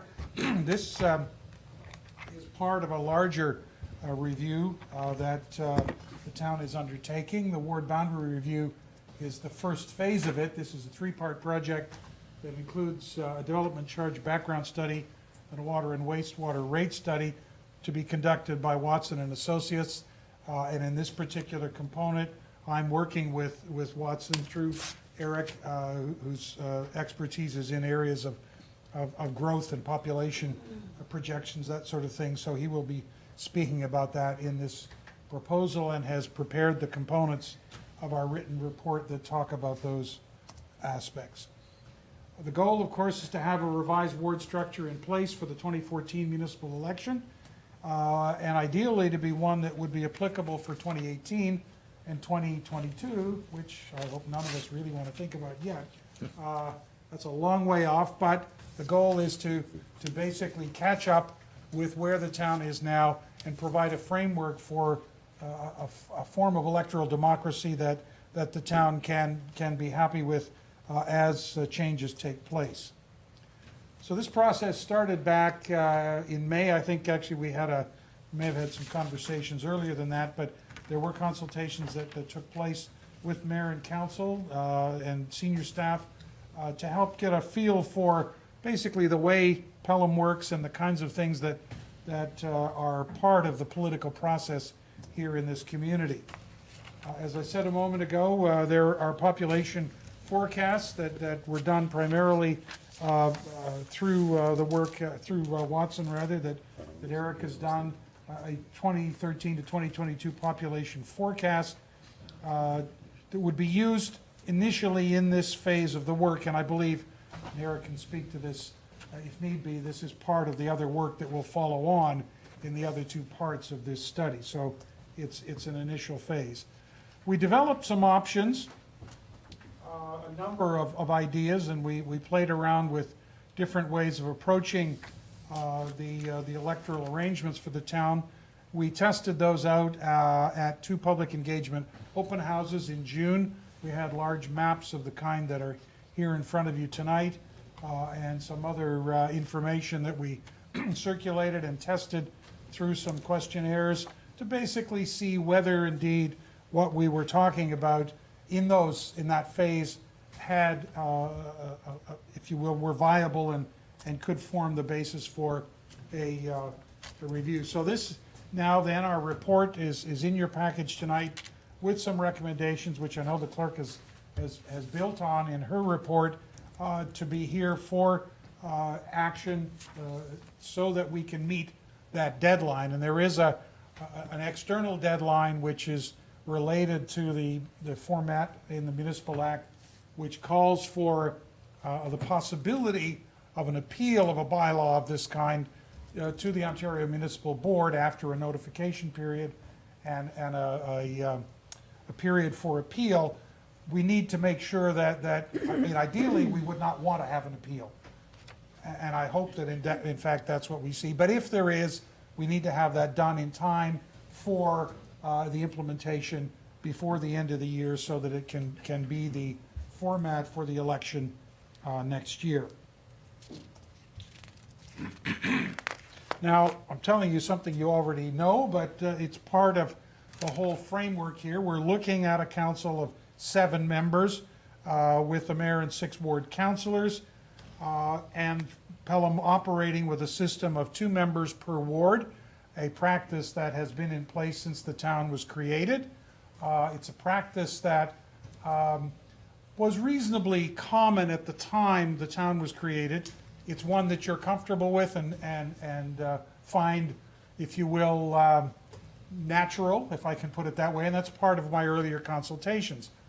Because it's not a practice that many municipalities continue to use, but it was important for me to understand how it works for the people who are living in it and working in it, and as well as looking at another possibility of electing 6 councillors in 6 wards.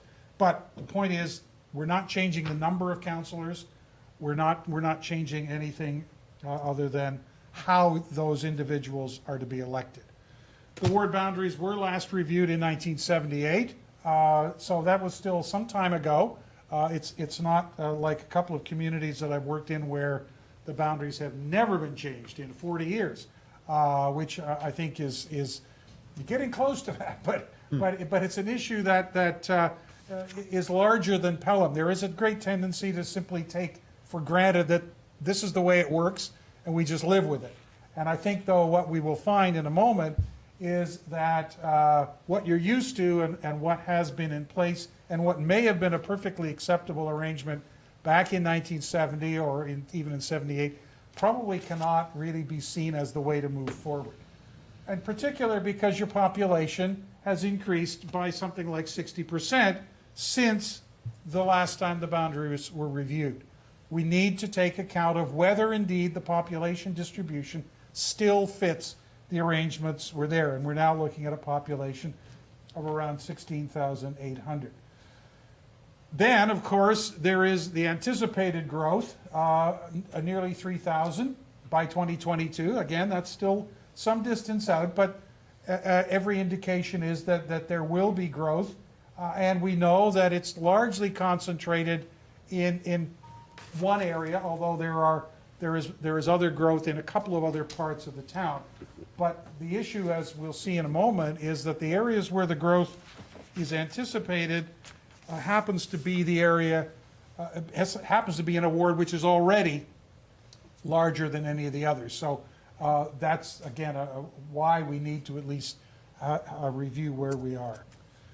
Now, point that I think is sometimes overlooked, and I know I go on at great length in the report about it, but the fact is there are no rules about this.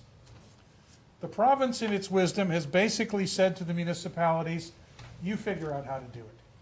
You do it when you want to do it. You do it how you want to do it.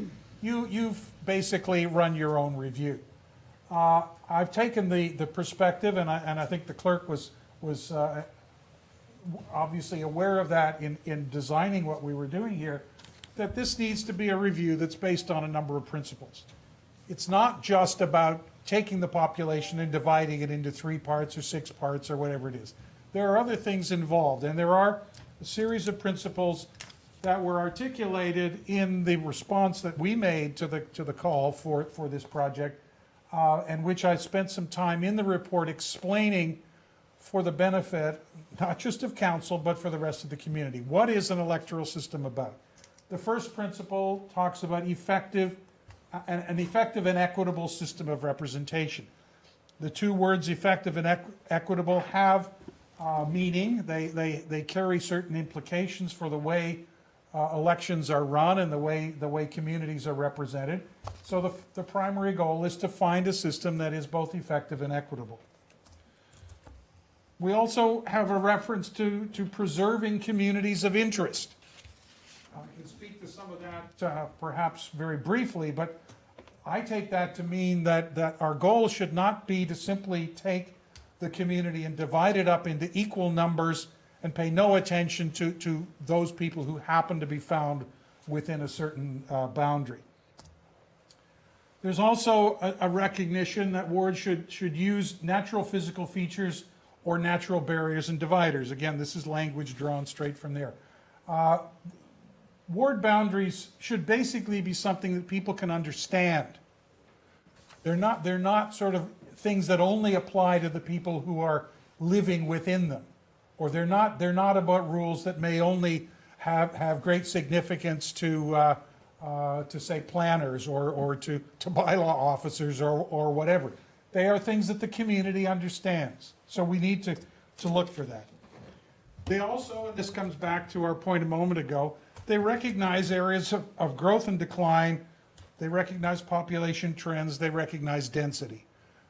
Things work differently in more densely populated areas than less densely populated areas. That's part of what that equitable system is about, not carving things up down to the last 5 people here and 5 people there so it's equal, but recognizing that the community is different. And then a principle that is not always used, but has some meaning, I think, in Pelham. Wards should recognize accessibility and or communications issues. How easy is it for people to stay in touch with their elected official? How easy is it for an elected official to stay on top of things happening within his or her electoral district? And this is not a comment on the people who are sitting here in front of me. It's about the whole relationship between a citizen and an elected official. How well do we accommodate that? How successful can we be in meeting that? Now these are all, of course, fairly, they're abstract terms. They're also very challenging.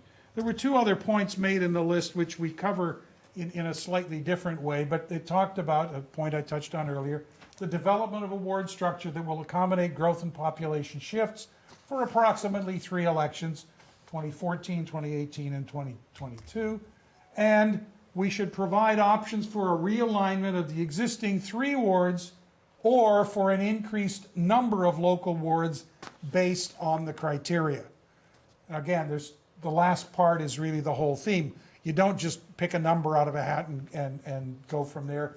You're looking for a ward that meets these expectations. But I certainly interpreted the notion that we move from 3 to the obvious alternative, in my view, is 6. In other words, instead of 2 per ward, it's 1 per ward, but not a system where some wards elect 2 and other wards elect 1. I believe that in terms of equitability, that's simply a non-starter, and that's a view that I feel very strongly about. That is not a fair system of representation. So it's either 3 or 6, and we have, as you'll know, come back with an idea for 6. Let me just talk very, very quickly about this the first principle, which is really an overriding principle of effective and equitable system of representation. That phrase, the concept, really emerges out of a fairly significant judicial decision in Canada, namely it's a reference related to electoral boundaries in Saskatchewan, but it's commonly known as the Carter decision. This was a case in which the Supreme Court was asked to rule on the appropriateness of a set of boundaries within that province. And in the course of writing that decision, Justice McLaughlin, as she was then, she wasn't Chief Justice as yet, wrote on behalf of the majority court that the fundamental purpose of Section 3 of the Charter, which talks about equality of voting rights, the fundamental purpose was not to ensure equality of voting power, but effective and fair representation conducive to good government. So she makes a couple of things, a couple of comments in there that become important in what we're doing. As I said several times already, it's not about coming down to a very precise set of numbers.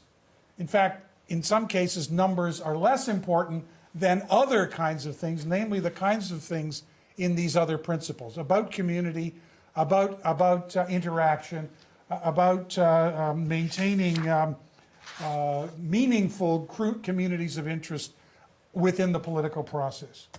And so it also, to me, from the very beginning, I've always taken the view that what Justice McLaughlin was talking about is a process that takes place throughout the life of a term of office. Because she talks about the role of an elected official, which has to do with making law and with representing people. And so the goal is about representation. It's about everybody in the community. It's not just about voters. And it explicitly suggests it's less important to know how many people are on the voters list on a single day as it is to know how many people are out there in the community. So we are focusing on population, not just about voters. And just in passing, I'm going to turn over to Eric here. If we stop and look at what happens federally, the federal redistribution, which we've just gone through, is driven by the census, which is a count of population. Maybe not a good count, but it's a count of population. And if we actually look at the language of the Representation Act, it talks about population. So we're using a practice that's found at other levels in Canada.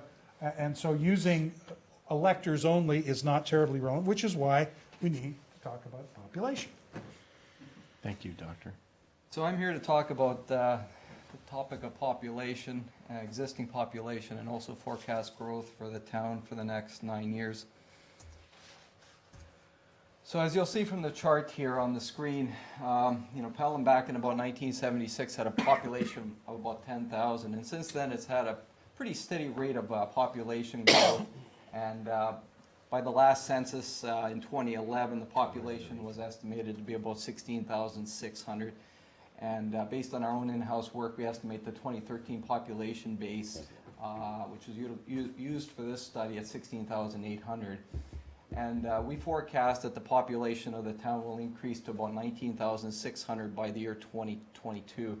And this was derived from the growth forecast, which was identified in the Niagara Region Growth Management Strategy, which was completed a number of years ago by Watson and Associates, in part. So this map here shows you where we expect the forecast growth to occur, because part of the exercise obviously is trying to understand where the existing population exists in the town. For understanding the growth patterns is obviously important. And so during this growth modeling exercise that we undertook, we estimate that increase of about 2,800 over the next 9 years. We estimate that about 2,500 population increase will occur in Fawn Hill, which is obviously the majority of the population growth, and about 300 in Fenwick, and about the remaining largely unchanged population in the rural area of about net population increase of about 10 persons. So within Fawn Hill, of that 2,500 increase in population over the next 9 years, the vast majority is expected to occur in the East Fawn Hill secondary plan area, as shown on the map, which is expected to accommodate about 2,000 people. And again, the growth modeling that we did for this exercise was derived from the Niagara Region Growth Management Strategy exercise. And I return it back to Bob. I'm sure there'll be questions. Okay. The report, as I suggested a moment ago, is fairly detailed, and it starts with the basic assumption that, okay, you've got a ward system, some might say, what's the matter with it? Why don't we just keep it? Why do we need to bother going through this exercise? So I think, to be fair, we need to look carefully at the system, because there are a set of principles, there are expectations. So what would it look like? And I think I've even heard a comment around this tonight.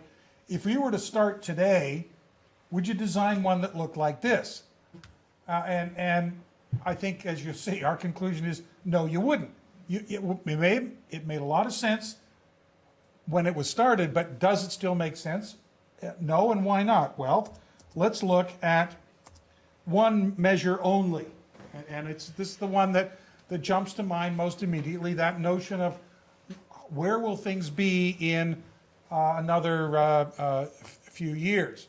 So this is a small excerpt from the larger study, and using the current boundaries with the population forecast that we have available, we see that the current Ward 2 would be just about bang on where we would like a ward to be in 2018. But Ward 3 is nearly 25% larger than that, and Ward 1 is nearly 25% lower than that. So you've got this odd kind of skewing, a distribution among the three wards. And if we jump out to 2022, we've now moved outside of a very extreme range of variation. 25% is a lot of variation, really, in a municipality of this size. But having done that, you would still end up with two of the wards that would have to be judged to be unacceptable. So, and again, those codes are explained in more detail in the report. The larger summary, which I know, again, you've all read very carefully and studied thoroughly, but it's really a way of saying, okay, you've given us 5 principles. Let's look at the current method and discover whether it stacks up. And as I suggest here, on 3 of them, it doesn't. 3 fairly basic ones, it doesn't stack up. And in 2 of them, well, some work, some parts work and some don't. So it's not a very ringing endorsement. So let's try some others. We started with a couple of scenarios for 3 wards, what we call here option A. These are variations of the versions that we took to the public meetings. This one is pretty close to that, I think, if not identical, because it seemed to make a lot of sense. So if we use the same quick test, we discover that in 2018, the Ward 1, which is the largest ward in geographic terms, is slightly below the optimal size, and the other 2 are just a bit above it. And if we say that optimal size could vary by 5% one way or the other, then they meet it. They're within it. That's pretty good.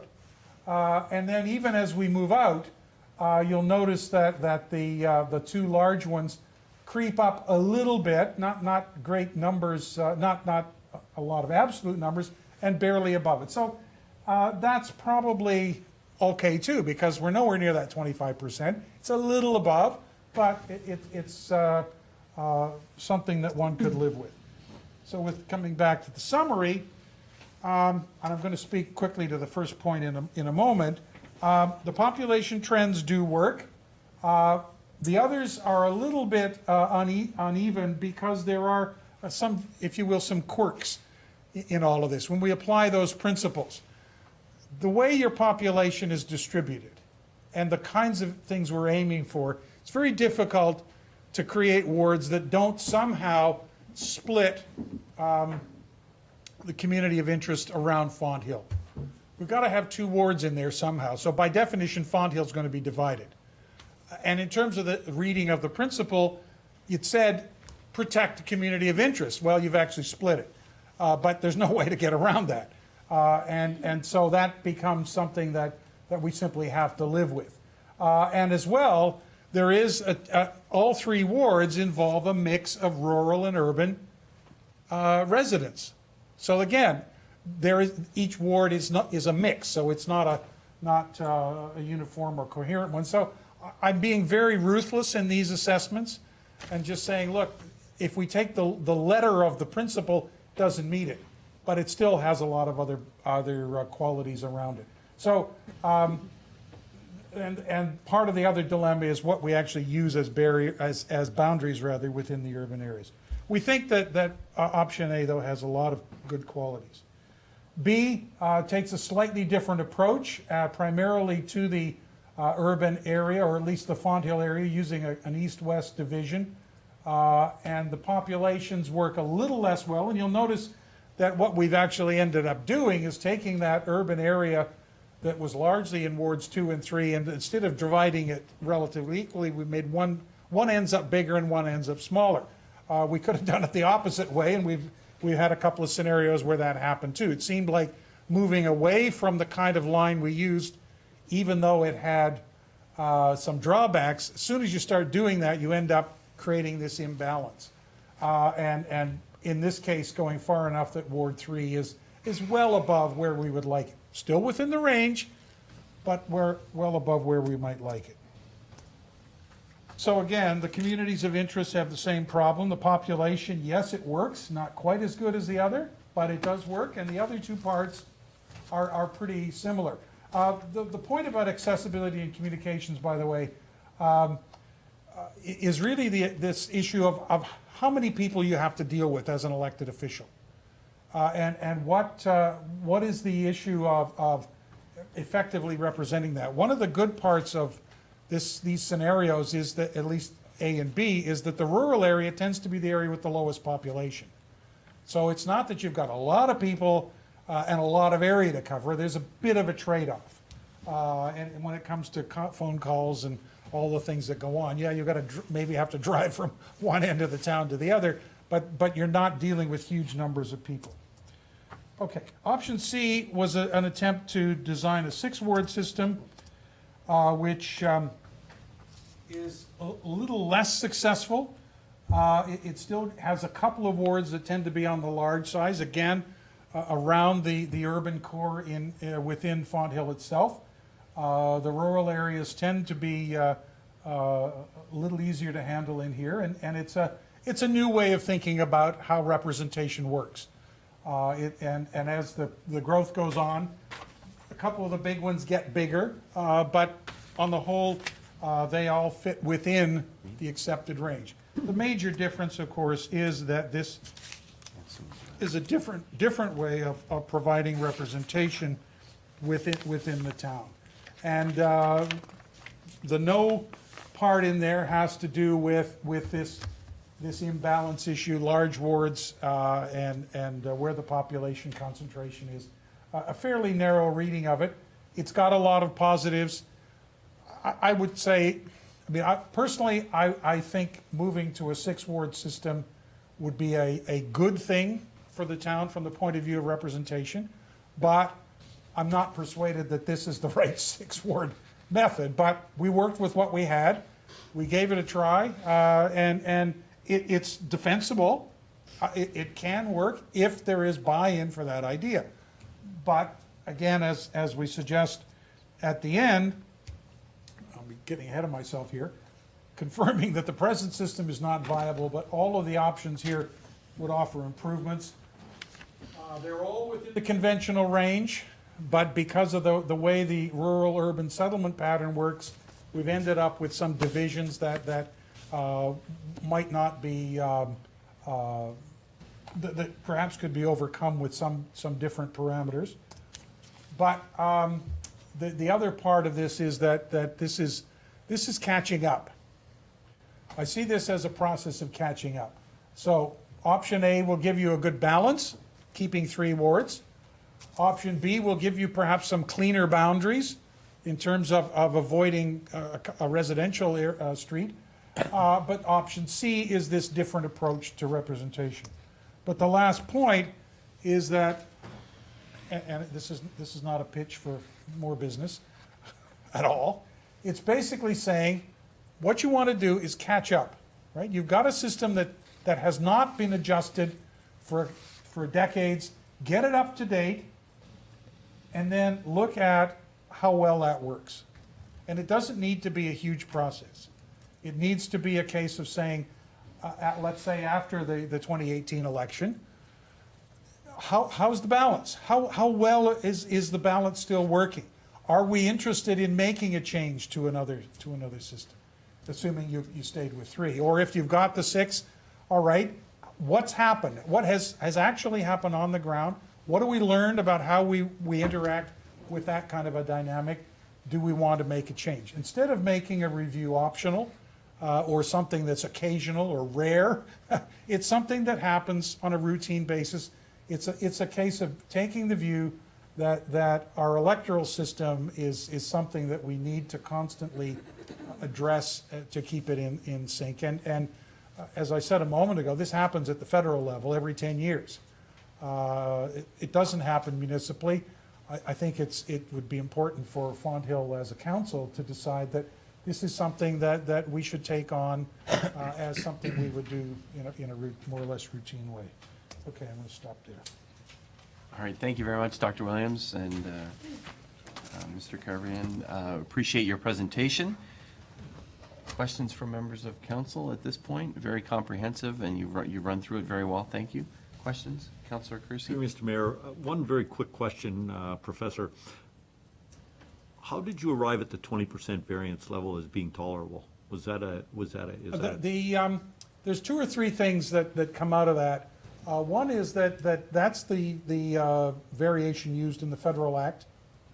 The Federal Electoral Boundaries Redistribution Act legislates 25%. Now, that makes perhaps is something that has relevance at doing constituencies across the province. Becomes harder municipally. But in the absence, a point I made before, in the absence of any provincial guidelines, because the province doesn't even do redistributions anymore, in the absence of any other legislative measure, that was one that we simply chose to use for this purpose. By inference, the Carter decision did endorse a 25% variation, but again, that was at a provincial level. So, I've been writing so many reports around various issues lately, I don't know if I said that in here, but it is in a sense a convention. In other words, we used it because there was a precedent. We were not given guidance, and that's not a comment on your clerk or anyone else. No, most people are not thinking about that when the process starts. There are other jurisdictions where 25% has been superseded, either by legislation or by direction from a body like the municipal board to say, no, it should be smaller. And that's, again, part of the point about a revisit. If council is prepared to say, let's stay on top of this, and wants in a future decision to say, no, let's try to bring it down to, say, 15%, then that would be fine. But we certainly did not feel that we should dream up a brand new number or dream up something that was more restrictive than the federal level. Okay, go ahead. Just as a Councilor. Thank follow-up, you. have you looked at other municipalities or regions where they have used a more restrictive statistical analysis or variance to, and what the end result was in terms of performance of the choice? At this point, I don't recall that I've ever come across one in Ontario where it's been used. I know that in Nova Scotia, their provincial board, like the OMB, mandated that Halifax and Cape Breton use 10% as their variant with, 10% unless a case can be made for something different. And those two municipalities it's almost like, I think I could take this analogy, it's like Pelham writ large, because Halifax Regional Municipality has got a big urban core and a lot of moose pasture, right? I mean, it's almost as big as Prince Edward Island. But to try to come up with a 10% variation, that was a huge challenge. And again, I think the board have said, well, look, try for 10, but if you can't, tell us why, and do the best you can. But work with 10 unless there's no other way around it. But I don't know of any Ontario municipality that's pushed itself to anything below 25. Thank you. Okay, thank you. Other questions? Thank you very much. It has been moved by Councillor Durley, seconded by Councillor King, the Town of Pelham Ward Boundary Review presentation dated July 10th, 2013, submitted by Watson Associates Economists and Associates Dr. Williams be received. Should be 15th. All those in favor? Any opposed? That motion is carried. And now we said that we would move that item up on the agenda, so here it is.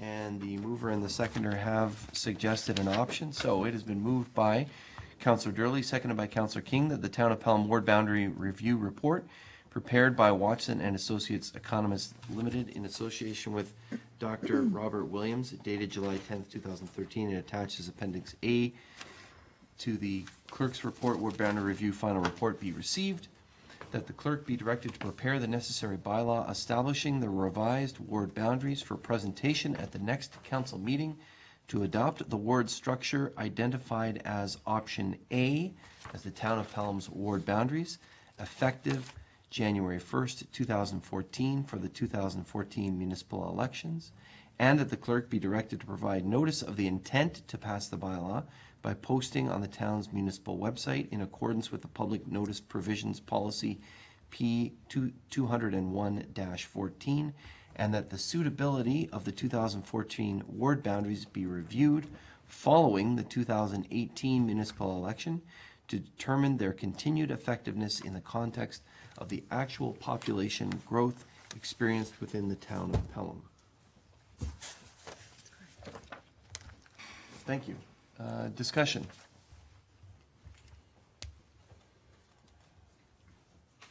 Councilor Ribbiak.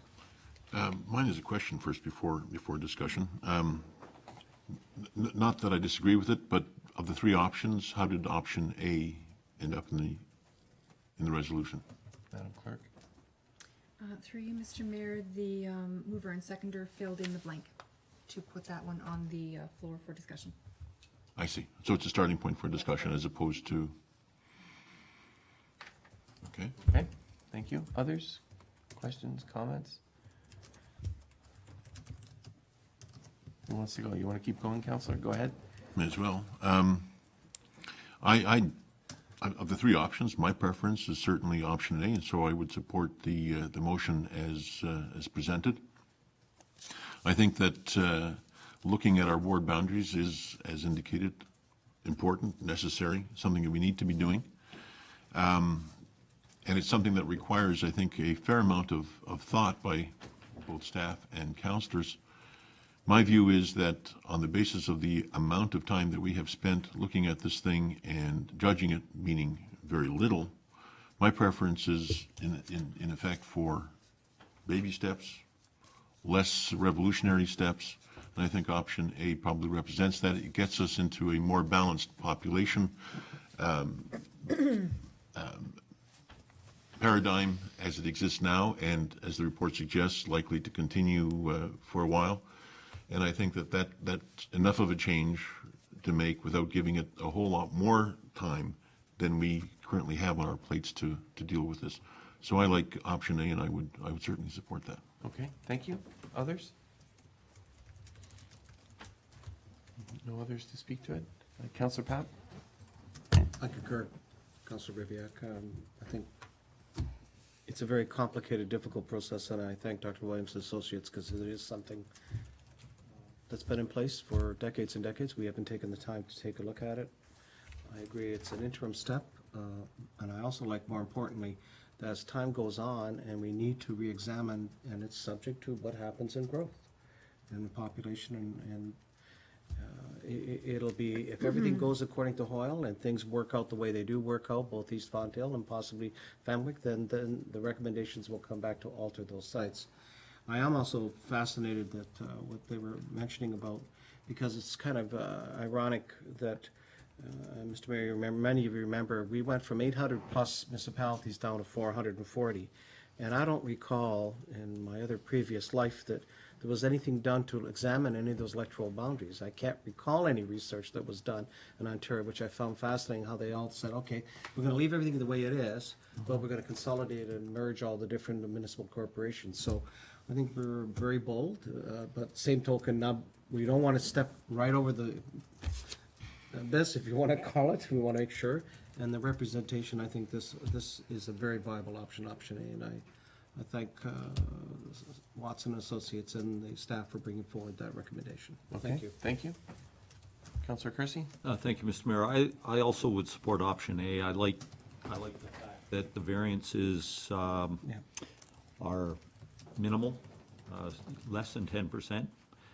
And I like the stability that I see on the projections. The variances change so very little between 2018, 2022 that I like that stability that I see there. When I look at the other interesting option, which would be the six wards, I see more variance, more,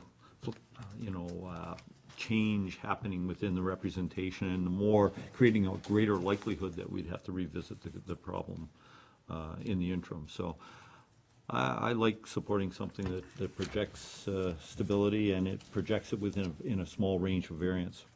Must be the mathematician in me. Maybe the mathematician with a fine-tooth comb. Thank you, Councillor. I appreciate that. Other comments? Councillor Durling? Thank you, Mr. Mayor, and certainly making the motion to suggest option A as the best was after a lot of thought, and did a lot of reading, and appreciate all of the work that went into this. The results that came back, I think, were clear and very easy to understand, and the way I see this is we're building on the strength of what we currently have. Our system is working much better since our new CAO has come on board, and that could be the reason, and I'm sure it certainly contributes to it.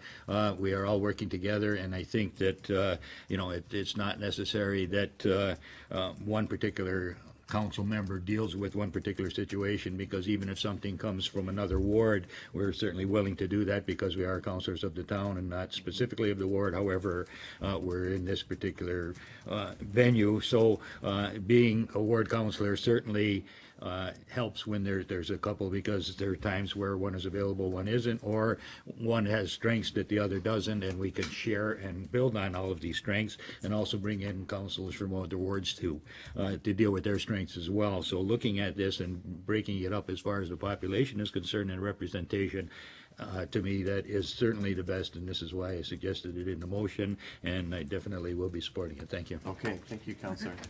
Any other councillors? I'd like to echo some of the comments from colleagues around the table, and certainly, as was pointed out by the presentation and the report, that the population has grown 60% since the last time that we looked at the wards, the ward system, and this is a far better solution than the solution which is status quo, and it's also the better of the solutions that were presented to us. It does balance all of the different options that we had in terms of the principles, and it does have that key element as well in terms of population and ensuring that councillors can best represent the population. So I'm supportive of option A as well. So without further ado, unless there's further comments from members of council, I will call the question. All those in favor? Any opposed? That motion is carried.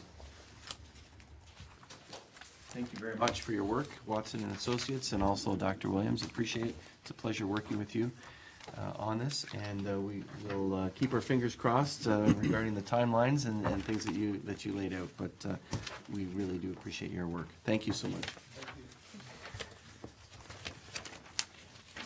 We have another delegation. Councillor Beatty, as our regional councillor, has been patient here. I hope you did get that dinner. I saw you before council. No, actually I didn't, but that's okay. We should check the agenda before we thank you, Mr. Mayor, members of council and staff. The report here is for the standing committee meetings of July 2nd and 3rd. And while it says regional council meeting of July 11th, it truly should be July 11th and 12th, as your mayor and I got home sometime after 2 o'clock in the morning.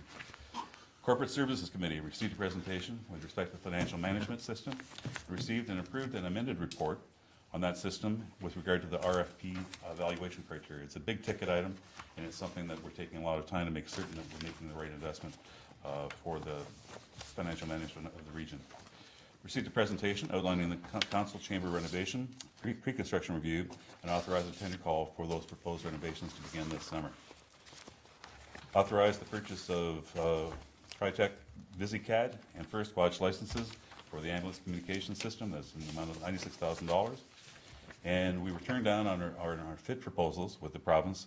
So we received a report regarding that, authorized the chair to write a letter requesting a detailed breakdown of why our applications were not supported, allowing us time to revise those proposals, hopefully to gain acceptance, and also requested that AMO assist with regard to all municipalities whose requests were not supported.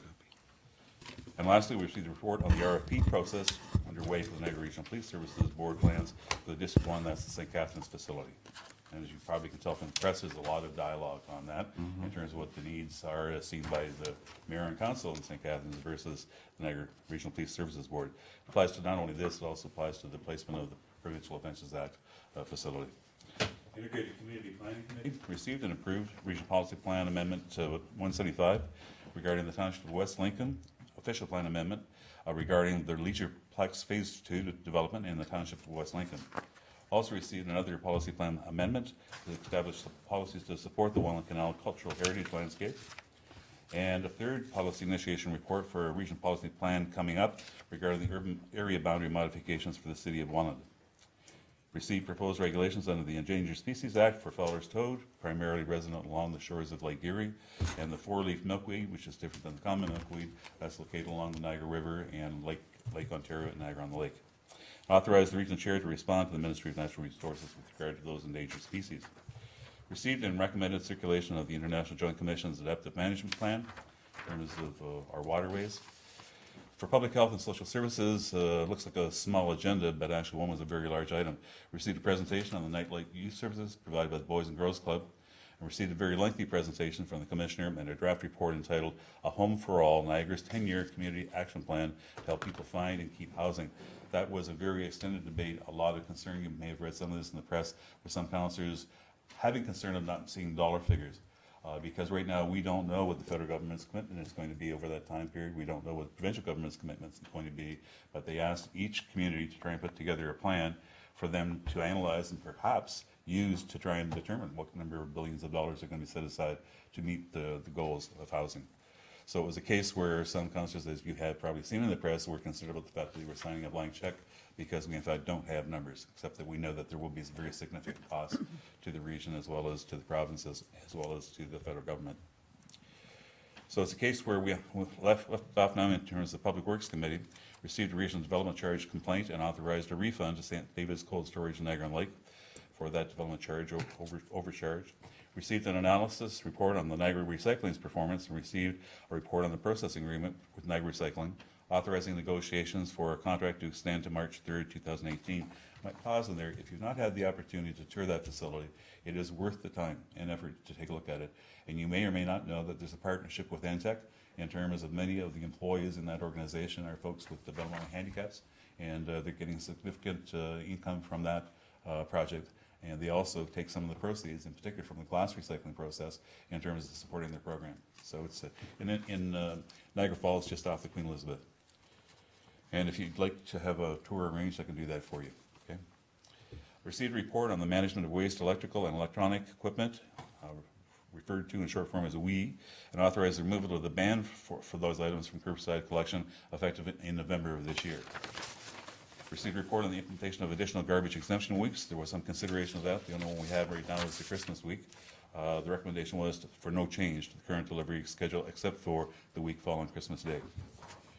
Received a report, this relates to Pelham, approved, or one part of it does, recommending 40-kilometer-hour school zones for a portion of Niagara Street in Welland and Region Road 20 in front of St. Alexander's here in the town of Pelham.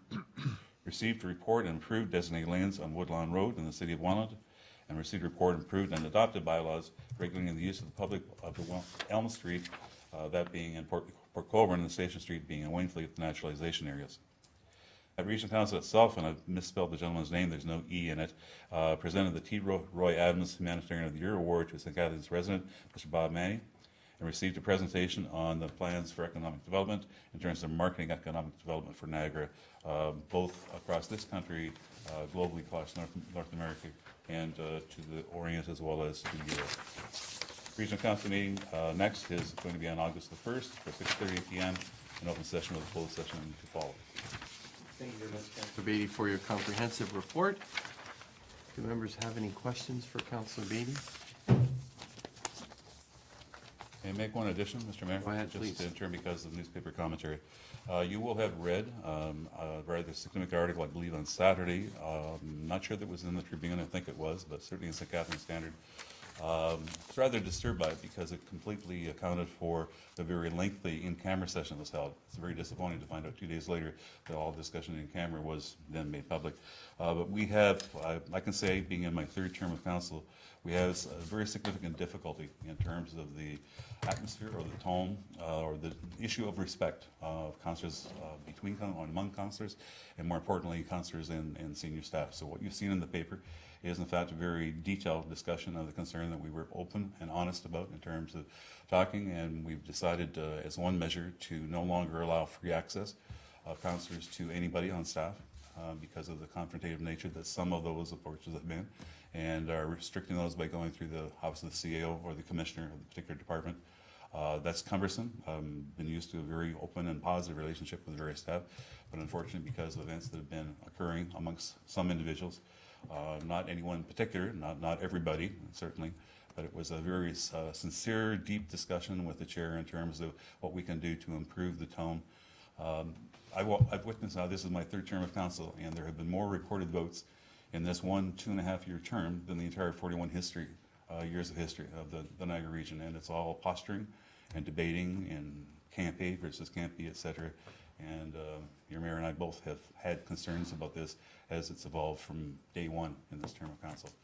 The chair is very significant concerned about it and is wanting to try and put together a very significant code of conduct and look at an integrity commissioner in terms of trying to get some better decorum among the councillors themselves, but more importantly, the relationship between councillors and staff. Thank you, Councillor Beatty, for discussing that matter. It was a significant reason as to why the meeting went long and went over into the next day, but it was a very important measure that we dealt with, and I think Council wanted to not only take it seriously, but also show that we were taking it seriously, and that's why there were some resolutions coming out of the closed session. So thank you for raising that. Any questions for Councillor Beatty on any of the reports? Councillor, just regarding the Home for All Niagara's 10-year community action plan, there's really sort of more work. This has to be approved at the province, and I think it would be interesting for this council, when that's approved, that maybe some more information could come back to us and the entire community. It's a very extensive plan, very comprehensive plan that was dealt with by more than, I think it was 1,400 or 1,300 individuals that were involved in the formation of that plan. So I think once it's adopted, it's perhaps something we should consider. Presentation would be in order. Something like that to Commissioner or inform the community, I think. So thank you very much for your report, and sorry about you not having dinner before the meeting, but we do appreciate you and I hope to being talk here. to you after this meeting regarding an item further down on the agenda that I can't wait for, and that's the Oak Haven OMB thing. So Okay. we'll talk to you tomorrow perhaps. Okay, sounds good. Okay, Thank you so much, Councillor, appreciate it. I do have a motion. The clerk has indicated that we should probably receive the reports. We haven't been doing that lately, so it has been moved by Councillor Papp, seconded by Councillor Kersey. The report of Regional Councillor Beatty regarding the standing committee meetings for July 2nd and 3rd and Regional Council meeting of July 11th, 2013 be received for information. I'm going to call the question. All those in favor? Any opposed? That motion is carried. Thank you again, Councillor, for your report. Next, adoption of minutes for Council. It has been moved by Councillor Durley, seconded by Councillor King. The following minutes be adopted as printed, circulated, and read. 1C16, 2013, regular council, June 17th. The special council meeting of June 24th. The special council meeting of July 8th. And the special council meeting of July 9th. Questions, comments, errors, omissions?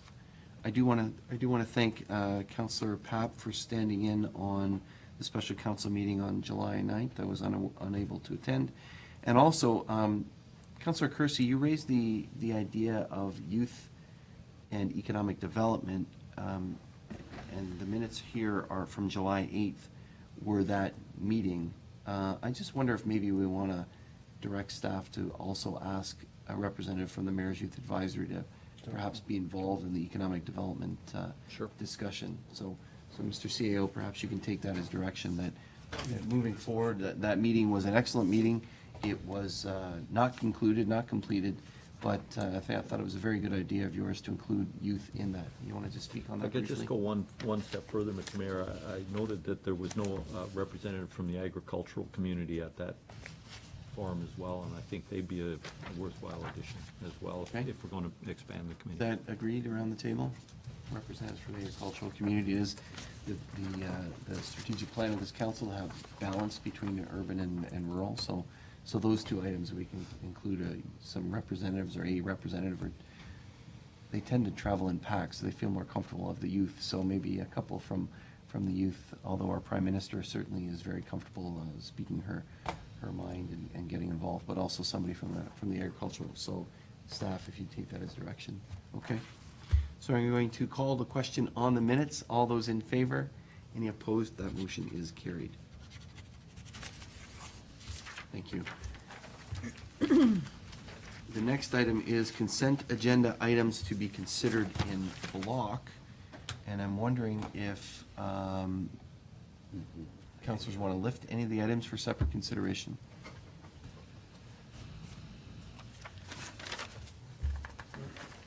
Okay, there being no, oh, I'm sorry, Counselor. Sorry, I'd like to lift 1137, the Yep. City of Toronto resolution. Toronto resolution retransit, please. Okay, thank you.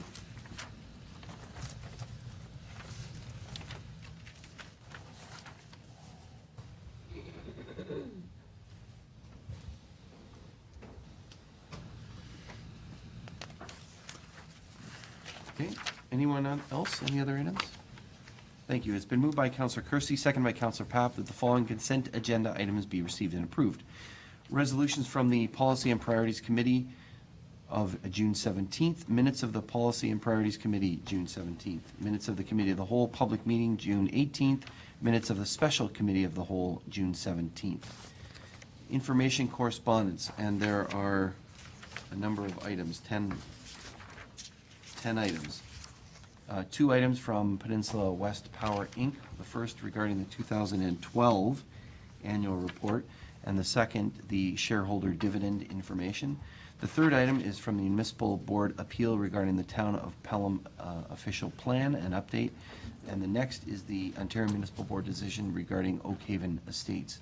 The fifth is item of correspondence from the Municipal Property Assessment Corporation.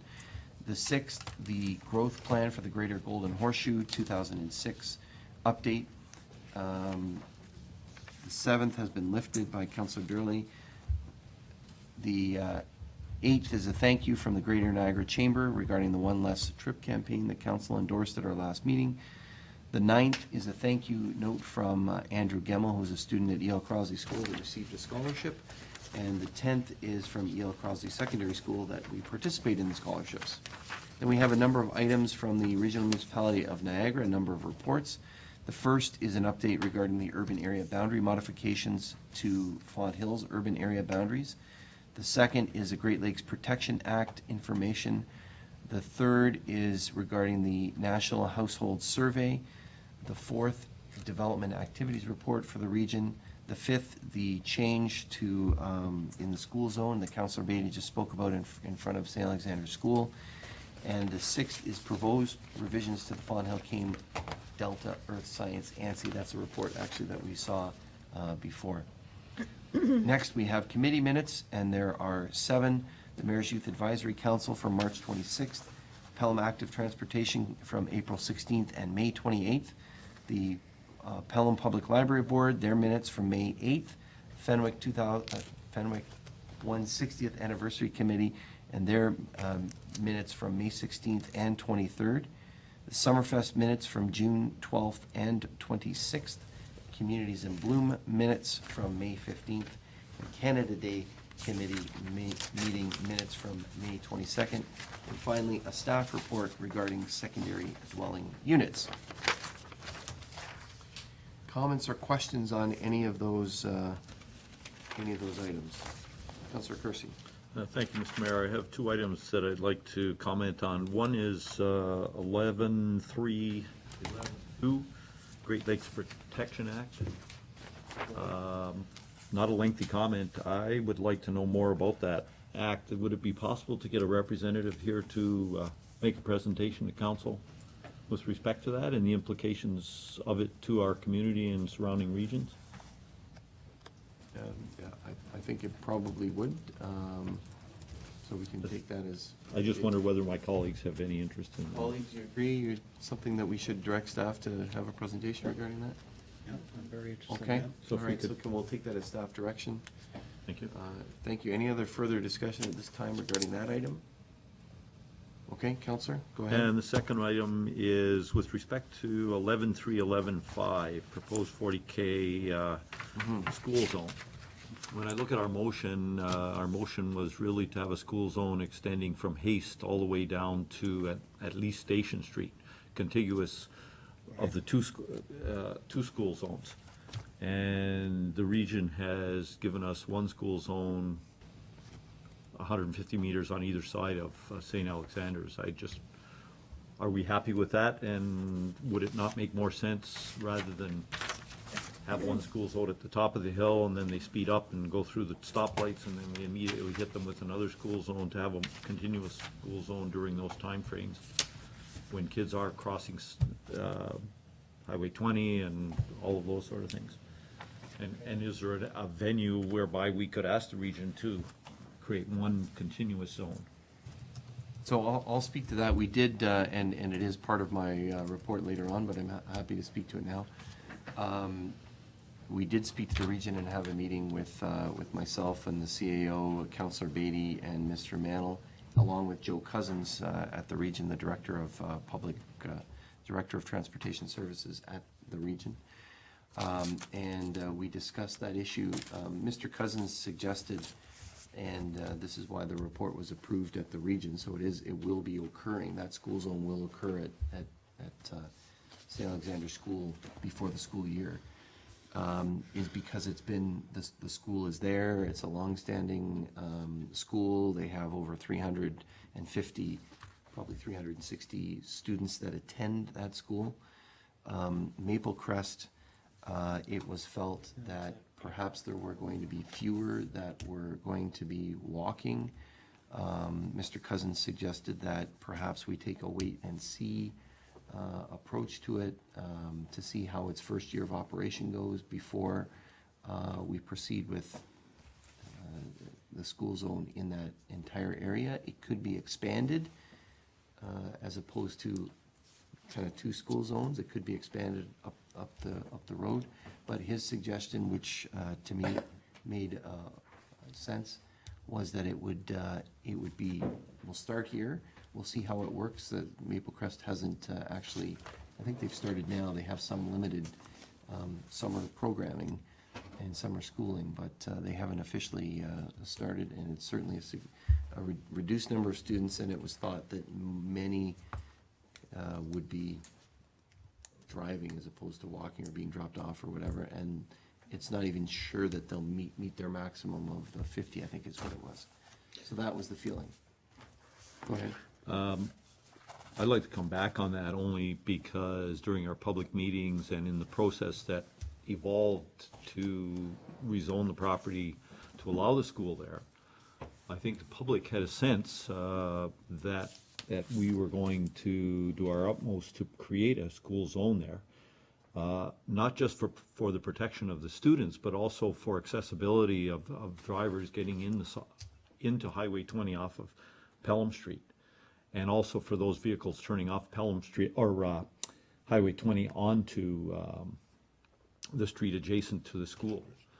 So I'm rather surprised that the very issue that precipitated that motion before this council is now being put on a back burner, and a secondary issue, which was St. Alexander's, is becoming the prominent issue.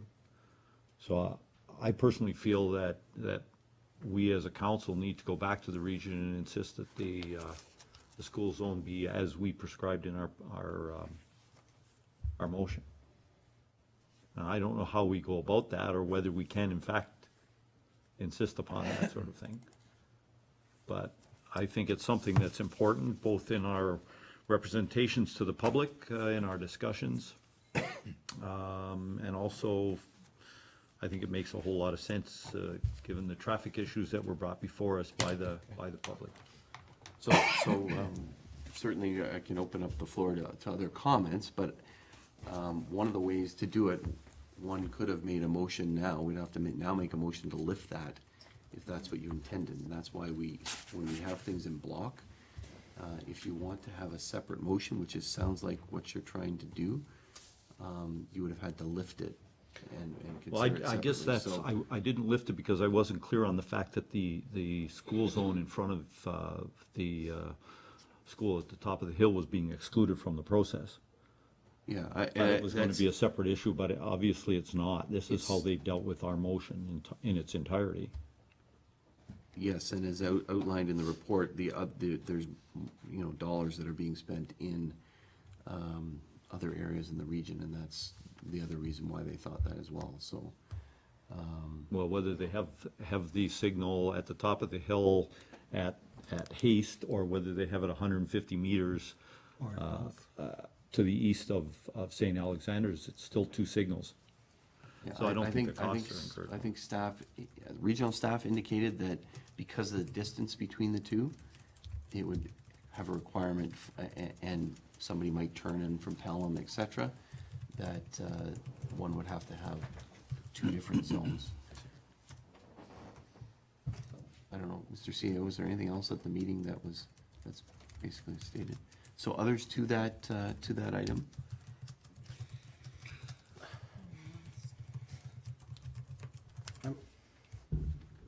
Mayor, just for clarification, and I thought that was one of the conditions that we had placed upon, particularly the Maple Crest Daycare, that it would be considered as a school zone. So just so in my simple mind here is, so the region has now said, we're not going to include that, we're just going to deal with the St. Alexander component. Is that what I'm hearing?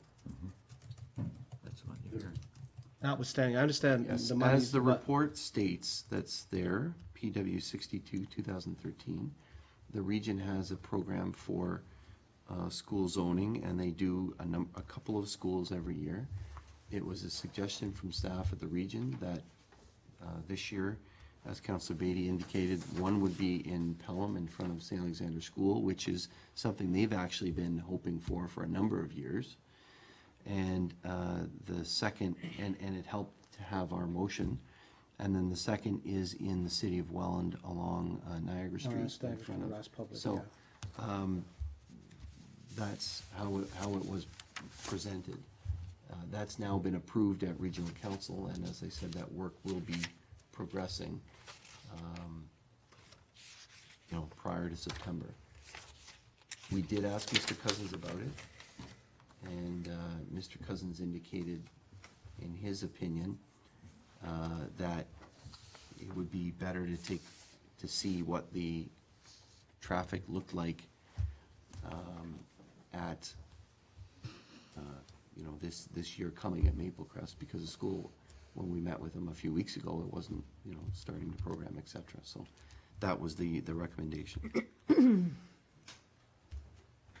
Okay, so just, I don't want to belabor this, but I guess the question then is, we'll proceed with the St. Alexander construction of the school zone, or whatever, the signalization of that, and then it's going to be left on hold until Maple Crest gets up and running to determine whether or not it's suitable for consideration for 2014? Is that the idea? Yes.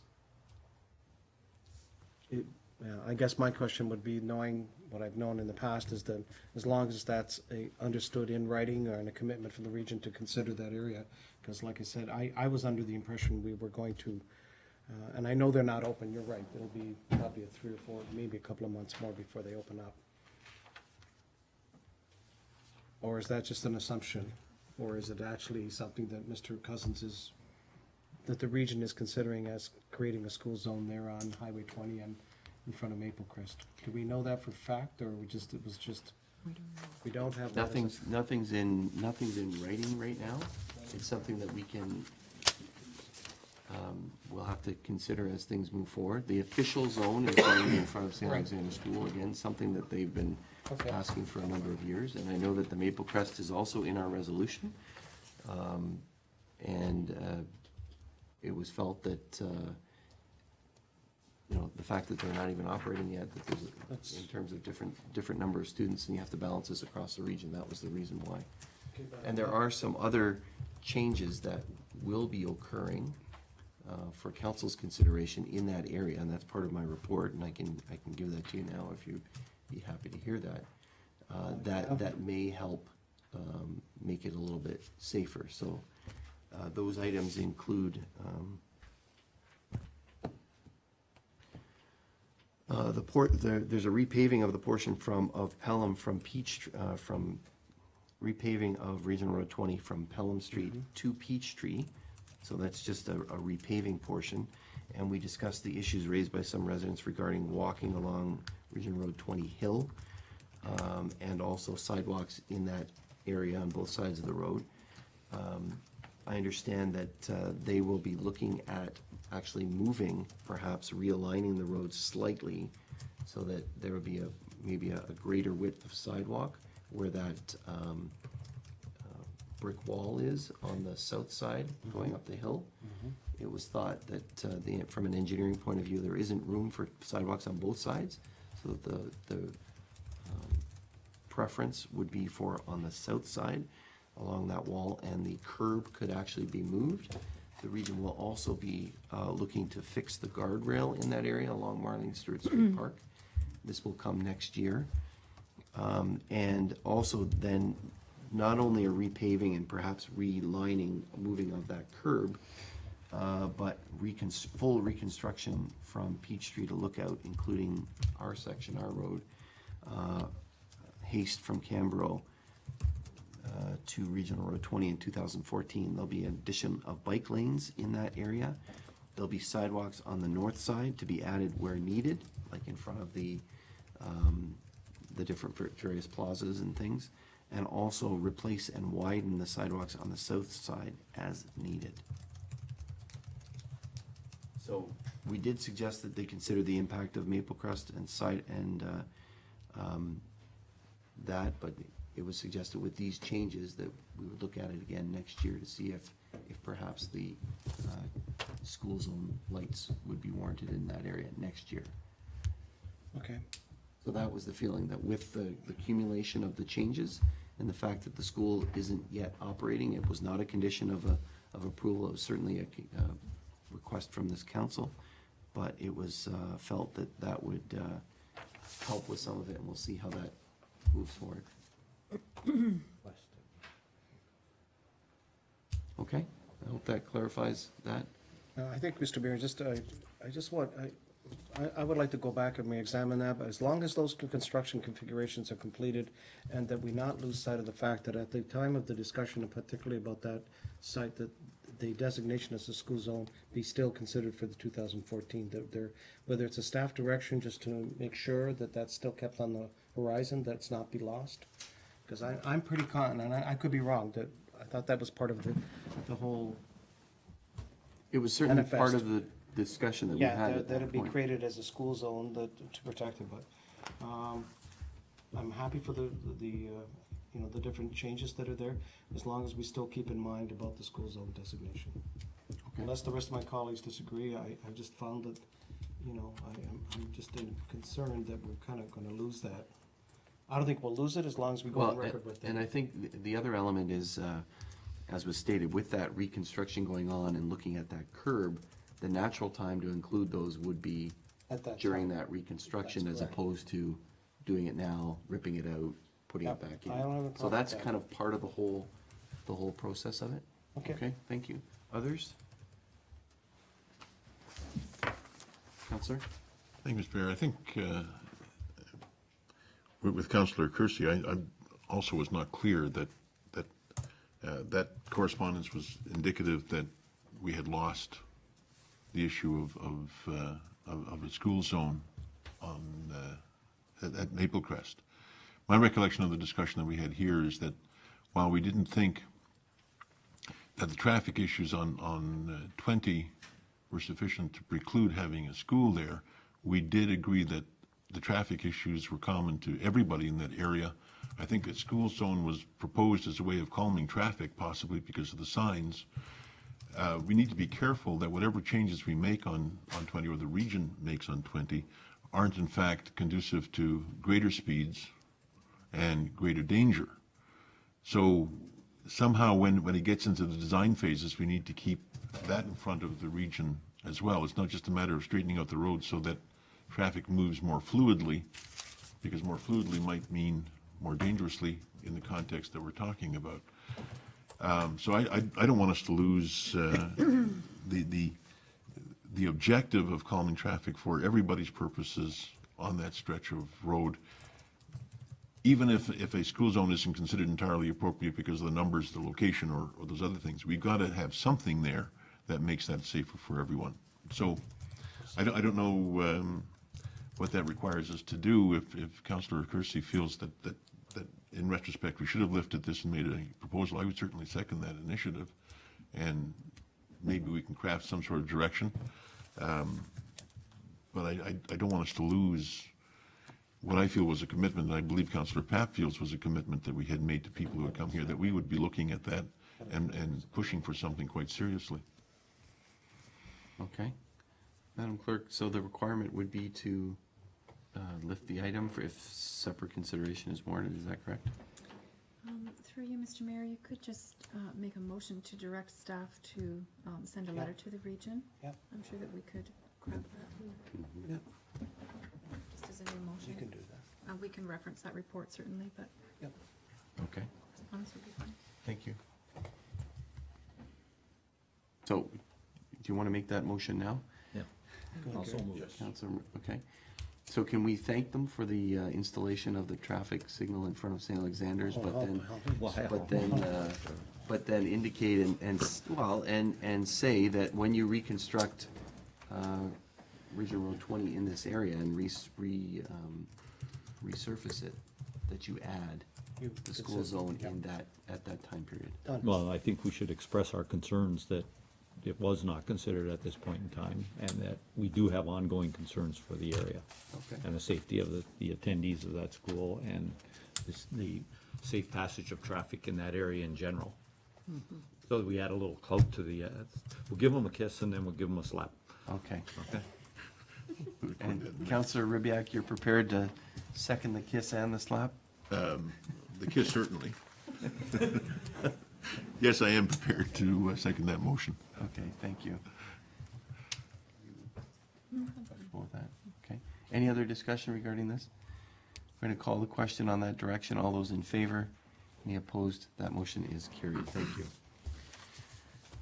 Other items under the consent agenda.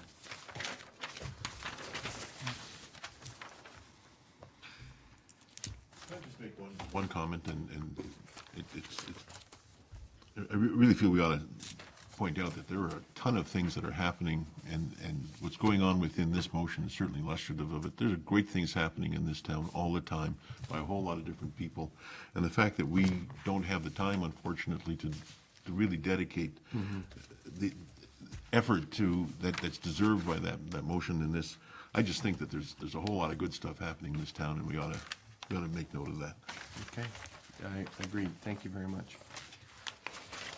I just want to highlight one, possibly two things. I think one thing, the growth plan for the Greater Golden Horseshoe, 2006. That was mentioned here because of the region's numbers. There was a discrepancy between the province and what the province thought and what the region thought. The province has now come in line with what the region had suggested, higher growth numbers. So the growth numbers that were presented earlier tonight are those numbers that everybody's now using. And it was interesting, I thought, given the discussion we had at our last meeting regarding the Municipal Property Assessment Corporation update, that there's no mention of any office consolidations there at all. So, is there anything else on any of the consent agenda items, Councillor Kersey? One very quick question, and perhaps staff can speak to this, Mr. Mayor. Within the comments about the cane, there and the reports that circulated regarding the CAME and the presentation we had, there was a section in there that spoke to the fact that the municipality has the right within its framework to control what happens on the CAME or within the CAME, and such things as, you know, various development and various other things that could have a negative impact on the CAME. And I just wondered whether we could receive a report with respect to our new official plan, and I suppose there'll be the bylaws that will go ahead and add strength to that report on how we intend to deal with that issue, and if our OP speaks to it and how it speaks to it.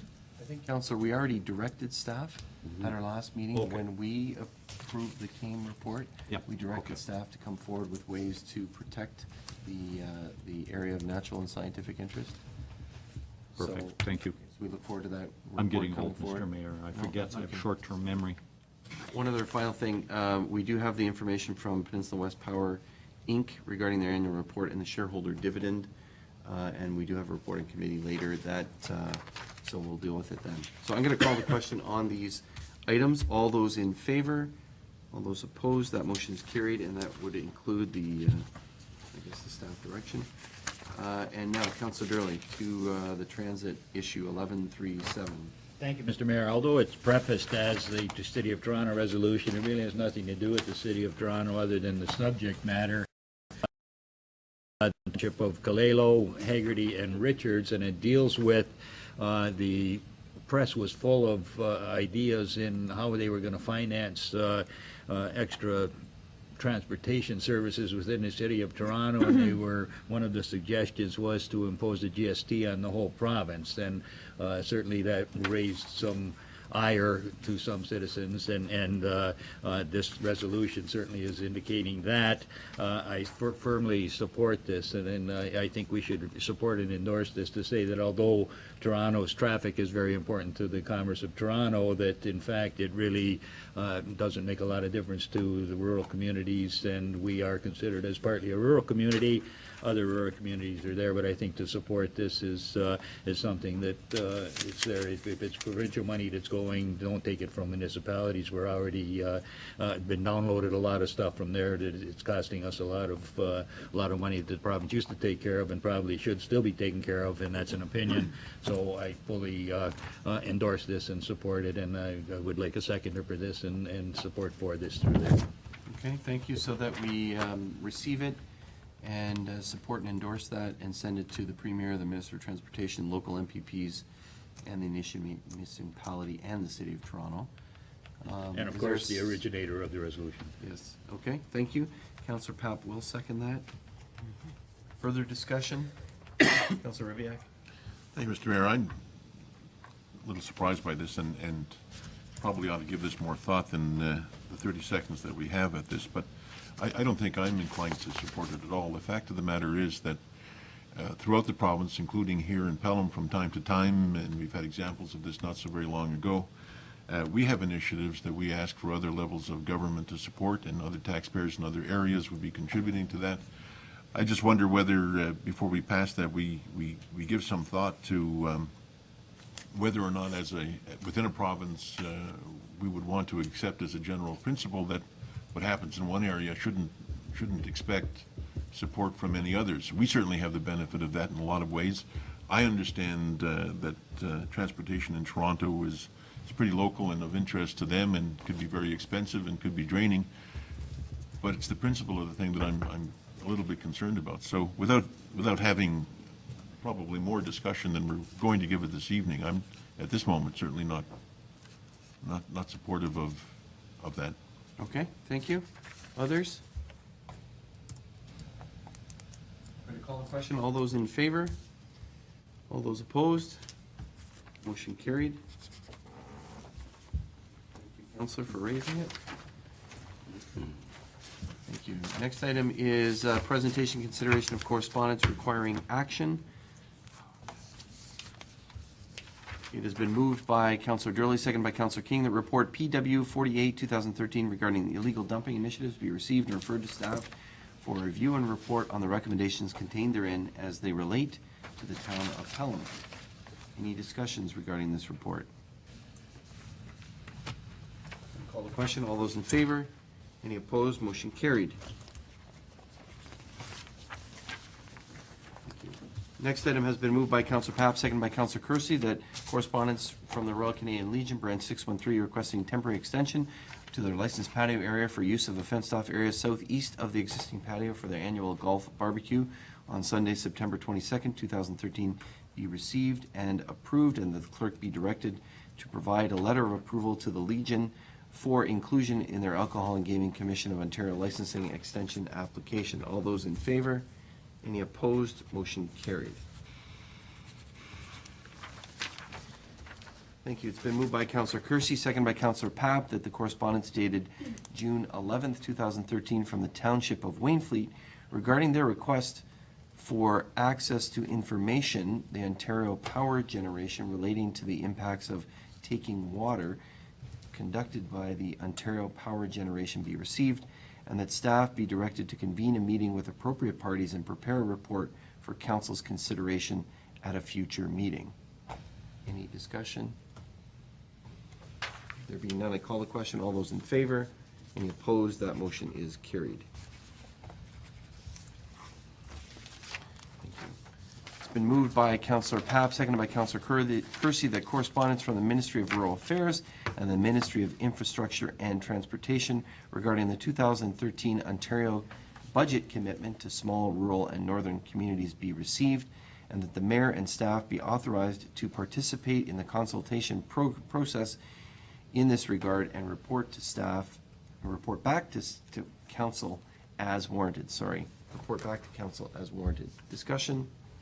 Councillor Durley. Thank you, Mr. Mayor. In that report, there is a notice given of 10 information or workshop sessions that are going to be convened, and it said to go to a specific link to see the location, and I tried to get there and I couldn't, so I'm just wondering if in fact and they're saying up to 4 people can attend these, so if that is part of the consultation process, what I'm saying really has no bearing, but I think we should participate in the workshops that are being held, because to send a letter and to actually sit there when things are discussed and resolved, I think is more important. So I think the consultation process, including in attending the workshops, I think is something that's there, and I ask your opinion on that.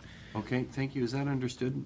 Participate in the consultation process is not just simply sending a letter, Mr. CAO? That's correct, Mr. Mayor.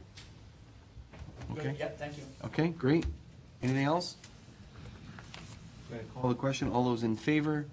Any opposed? That motion is carried. We'll make sure that we look that up. I know the websites aren't working right now in this chamber, so we'll have to check that out when we have access. The next item has been moved by Councillor Durley, seconded by Councillor King, that the correspondence dated June 14th, 2013 from the Pelham Minor Hockey Association requesting support regarding the ice time fees, ice allocation and rates, tournaments, in-kind support, and also a new community center / arena complex be received and referred to staff for review and report by September 2013. Discussion? There's a lot in that letter, and I certainly appreciate the Hockey Association for putting that together. Councillor Papp? Was it just going to be staff or yourself or anybody else involved? It's going to come back to us as a staff review and report coming back in September. So staff and I did meet with Mr.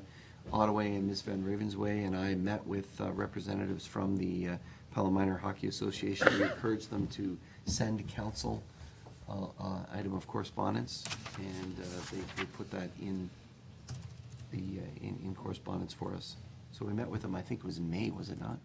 It was a while ago. It was late May, so it took them a bit to assemble the information that we felt that council would want to know, comparisons to other municipalities, et cetera. Okay, I'll wait for that report. Okay, thank you. Others? Okay, we'll await that report and discuss it then. I call the question. All those in favor? Any opposed? That motion is carried. Thank you. The next item is reports from members of council. and I spoke about some elements of the regional infrastructure update. So we had a meeting on June 24th, 2013, as I mentioned, with myself, the CAO, the Director of Public Works, and Mr. Cousins, who's involved in Public Works at the region, along with Councillor Beatty. We went through some of the elements of that. One of the other items we discussed was also name clarification and how Regional Road 20 is known as Old Highway 20 and Camero Road and a number of other names.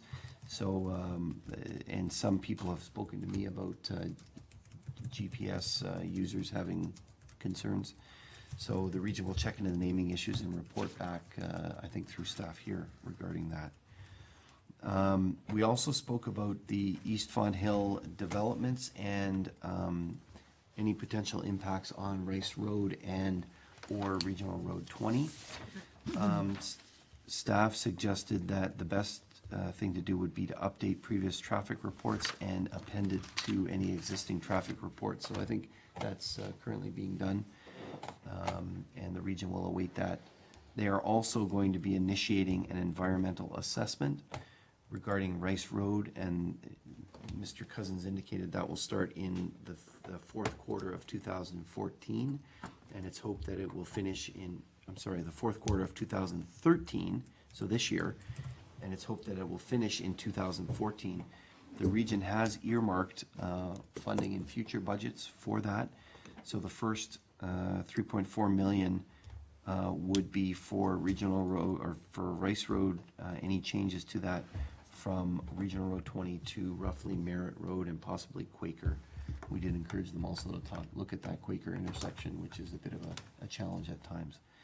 And then the remaining portion would be from that area, either Merritt or Quaker to Thorold Road. So that is coming up in relation to Rice Road. The next item is regarding the new Southern Hospital sign unveiling. I, along with the CAO, had the pleasure of attending the sign unveiling that Mayor Diodati did, along with members of his council, some regional councillors, other mayors. That occurred at the corner of Montrose and Lyons Creek, also known as Bigger in that area. The event highlighted the generosity of the Grassel family, who donated 12 hectares of fully serviced, as the mayor said, shovel-ready land. Some welcomed the announcement and some didn't welcome the announcement. Essentially, this is sort of the next step in the process. As we saw, Dr. Smith had requested the 6 mayors from the southern municipalities, along with the regional chair, to identify an area for a new Southern Hospital. The mayors and the regional chair suggested 2 locations.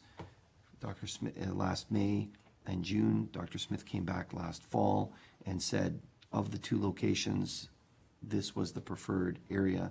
And then this spring, the Niagara South Medical Society and the Greater Niagara Medical Society, both representing Welland and Niagara Falls, supported the call for a new hospital in that location, and land was donated, and this was sort of the highlighting of the land. So this is really sort of trying to take the next step in this, and also recognizing that this is a hospital, not local health care.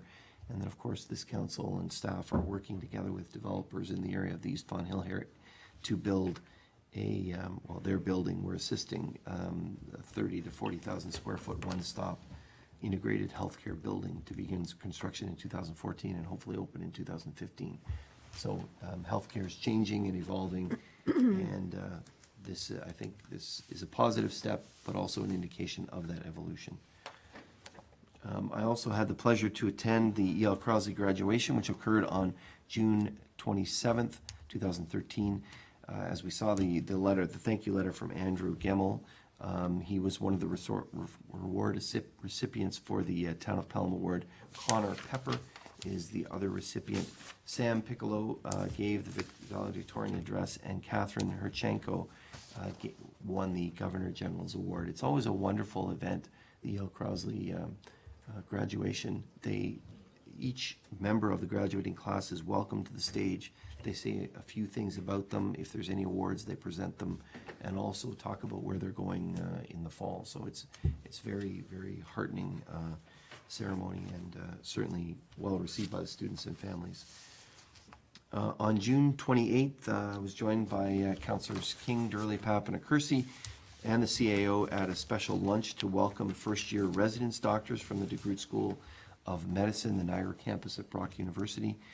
I think there was about 16 residents that we welcomed.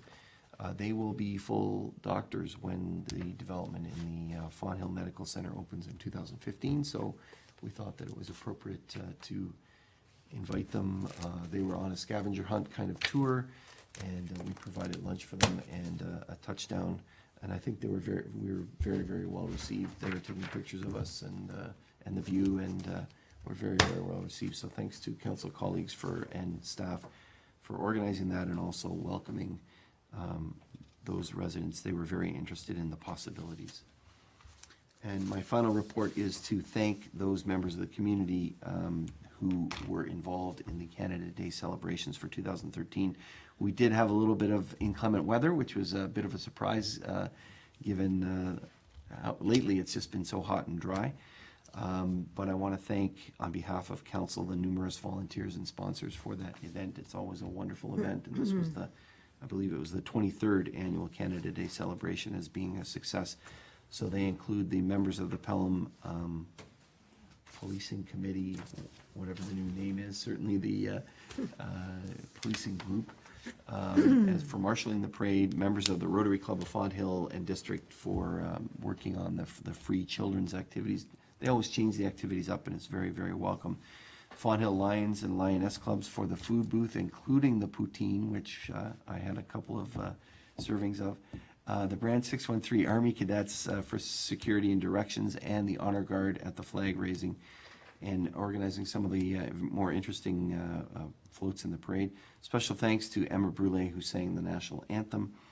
Also members of the Canada Day Committee for organizing the entire day. They included Fred Arbor, Fred Disher, Leo Giovinazzo, Bill King, Tim Lalonde, Todd Luby, and Lance Weed, and also town staff, including Vicky Van Ravensway, Jessica Riddell, and Public Works staff for being on that day, ensuring that everything ran smoothly. So thank you to all who were involved, and we look forward to next year's the 24th annual and the 147th birthday of Canada next year. So thank you all. Next report is Councillor Durley. Thank you, Mr. Mayor. It was indeed an honor and a privilege to attend the 434 wing of the Air Force Association of Canada annual banquet and awards night held at Sparrow Lakes Golf Course on Saturday, June the 29th. Highlights of the evening were the presentation of awards, which included a wing certificate to Ron Corr from Fawn Hill Sobeys, recognizing his ongoing support and donations to the group. A wing certificate was also presented to member John Bruneau for his dedication to the association, particularly in support and dealing with the cadet program, which is extremely successful at Branch 613 in Fawn Hill.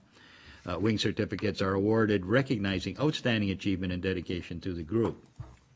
The Member of the Year Award was presented to published author and longstanding member Bill Heron. It was my pleasure to welcome 434 wing members and honored guests to Pelham on behalf of the Mayor and Council, and thank you for allowing me to bring greetings from the town. Thank you very much, Councillor, for representing us there and bringing greetings. Councillor King, you also have a report. Yes, Mr. Mayor, thank you. With respect to the Active Transportation Committee, who last met on the 25th of June, there's just actually 2 or 3 comments that I'd like to bring forward that resulted from that meeting. One had to do with the signage identifying the public restrooms at the town's public facilities. The committee is very happy to have heard that those have been installed because they will be very greatly welcomed by walkers and cyclists. And it was suggested at that meeting that the recent bicycle-friendly community designation that saw the town receive a silver award be used on marketing initiatives for economic development, and cycling groups be made aware of the designation via email. And that concludes my comments on the Active Transportation Committee's last meeting. Thank you very much, Thank Councillor, you. for your update report. We appreciate it. And for your work. Next, we move to staff reports requiring action. We already had the ward boundary review. Next is the audited financial statements. It's been moved by Councillor King, seconded by Councillor Ribbiak. The council received report 2012 audited statements equity component, and the council approve the town's equity share in the subsidy operations as detailed in statements appended to the report. Discussion.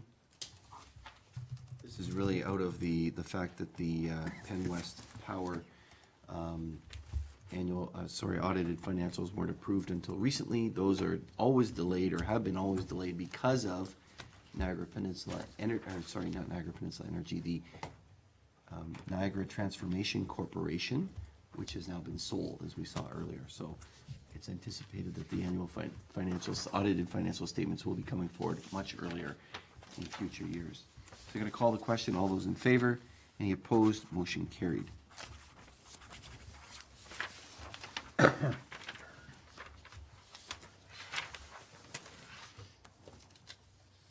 Thank you. It's been moved by Councillor King, seconded by Councillor Ribbiak. The council received the issue sheet, street naming for Fawn Hill Homesteads, extension number 2, and that council consider required bylaw authorizing the dedication of these roadways scheduled on this evening's agenda. Mr. CAO. Thank you, Mr. Mayor. I'd ask council to consider deferring this matter until August. I received late word this evening from the developer that there is one outstanding issue that he requires resolution to, so is it regarding the naming or the draft plan of subdivision? It's the draft plan of subdivision, but the two are in part and parcel, so I'd recommend that we council defer both items. Okay. Councillor Papp? Agreed with deferral? Until the June... or the August 12th. August 12th meeting.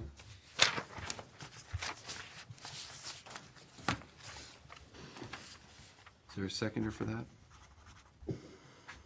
Councillor Kersey? All those in favor of that deferral?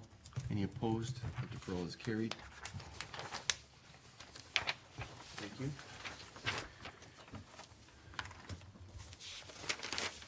The next item is the street naming for the residents at Lookout subdivision. And it has been moved by, thank you, moved by Councillor Ribbiak, seconded by Councillor Kersey. The council received the issue sheet, street naming for the residences at Lookout subdivision, and the council consider required bylaw authorizing the dedication of these roadways scheduled on this evening's agenda. Comments, questions? There being none, I call the question. All those in favor? Any opposed? That motion is carried. Thank you. It's been moved by Councillor Ribbiak, seconded by Councillor Kersey. The council received the issue sheet application to enter into a subdivision agreement with Castellano Developments, Inc. for the residences at Lookout subdivision, and the recommendation contained therein be approved as follows. That for reasons outlined in the issue sheet application to enter into a subdivision agreement with Castellano Developments, Inc., council approved the proposed subdivision agreement application number 26T19-02005, and further that the clerk consider the required bylaw authorizing the mayor, or the council consider the required bylaw authorizing the mayor and clerk to sign the subdivision agreement between the town of Pelham and Castellano Developments, Inc., scheduled on this evening's agenda. Any discussion regarding this matter? I'm going to ask the CAO just to outline, I think there's two areas that I wanted to have council informed about. I guess mainly the first was the paving. Can you just speak about that, please? Thank you, Mr. Mayor. This subdivision agreement, first of all, I'm pleased to present to council. It's been an issue that we've been working hard in the last several weeks to move forward. I appreciate the work of my colleagues on this as well. What differentiates this from other subdivision agreements is the fact that we have been working directly with the developer to be as flexible as possible. And one of the standard processes or policies that we follow is that we don't issue building permits unless the hardscape is completed and the curb and sidewalk is completed within the development. This was of concern to the developer because of the time of year that we're in currently, and if projecting forward, If the weather turned prior to them getting the C of A's required and prior to getting the hardscape in, that the asphalt plants would close and that they would lose the winter before they could start building any houses. So again, working with the developer to raise our level of satisfaction that the work would be done, putting the appropriate guarantees in. We said we'll waive that. For example, the hardscape concrete work, you can keep the road at a gravel standard. That way we'll still be able to issue the building permits so that they can go ahead and still build houses over the winter. And then again, putting a deadline of May when the weather warms in the spring to get the required asphalt work and paving done. So that was one area that I thought was different than what we've done. The other area was with regards to getting in early and allowing the developer to do the earthwork requirements before receiving the C of A's, certificate of approvals, and what we have agreed to is the developer will post an irrevocable letter of credit for $250,000. We will then waive the requirement for them to get their C of A's, and they can go ahead with the earthworks immediately. So again, it's trying to work with the development community, period, but using this as an example of how we can be flexible and how we can accommodate development in the community to everyone's satisfaction and move these issues forward. Thank you very much, Mr. CEO. Certainly appreciate staff looking at those to be flexible. I know we had that meeting with members of Castellano Developments, and that direction was taken. So thank you very much for updating council on that. I think it's important for council and the community to know that we're trying to be as flexible as possible for development and have that business attitude. So, any questions on this? There being none, I call the question. All those in favor? Any opposed? That motion is carried. This one needs to be deferred as well.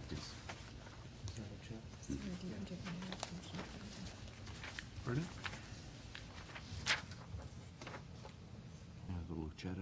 So it's moved by Councillor King, second by Councillor Ribbiak. The council received the issue sheet application to enter into a subdivision agreement with the U Luchetta Construction Limited for Fawn Hill Homesteads Extension Number 2, and that the recommendation contained therein be approved as follows. That for reasons outlined in the issue sheet, the council approved the proposed subdivision agreement 26T19-09001, and further the council consider requiring the bylaw authorizing the mayor and clerk to sign a subdivision agreement between the town of Pelham and Yugo Luchetta Construction Limited schedule on this evening's agenda. Councillor Papp, will you defer that? Defer that. And Kersey again? Yep. I know what's going on. All those in favor of the deferral? All those opposed? Deferral carried. Thank you. The next item has been moved by Councillor Papp, seconded by Councillor Kersey. The council received the issue sheet site plan agreement for 110 Highway 20 East, Pelham Portfolio, Inc., and that for reasons outlined in the issue sheet site plan agreement for 110 Highway 20 East, Pelham Portfolio, Inc., council approved the proposed site plan agreement. That council consider requiring the required bylaw authorizing the mayor and clerk to sign in the site plan agreement between the town of Pelham and Portfolio, Inc., and further, that council consider the required bylaw to amend the site plan agreement between the town of Pelham and Pelham Portfolio, Inc. to accommodate future extension and road reconfiguration at 110 Highway 20 once it is determined feasible. Discussion. Councillor Papp. Thank God. That's all I can say. Okay. Mr. Cora will be very pleased that we can move forward with this expansion. Thank you very much. Mr. CEO, you wanted to comment? Mr. Mayor, just so council's aware that the drawing that is being approved tonight is with relation to the entrance off of Highway 20 is simply a driveway into the facility, the Sobeys supermarket and the proposed development. We did put in intentionally the statement of the council intends to amend this because we are working with the owners of the property to take that drive and that intersection off Highway 20 and make it into a significant spine road into the East Fawn Hill development. We couldn't put that on the agenda tonight because you can't approve something with regards to the road because there's going to be land swap requirements, but you can see on that attached drawing the road configuration that shows how that would work. And I want to make it clear that it is the intention to go back and amend this so that we can get that road approved in the very near future. Okay, thank you.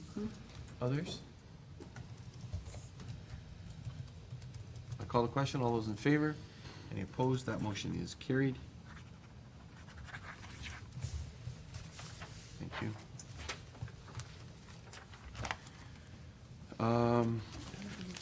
Councillor Kersey, you had an item of new business. Yes, I did. I had to shake myself awake here. Thank you, Mr. Mayor. On June the 19th, the Ministry of Labor sent out an email basically to, I believe, all municipalities in Ontario, in which they attempted to address some of the catastrophes that have happened in the festivals, music festivals, and live entertainment industry, where temporary structures are erected.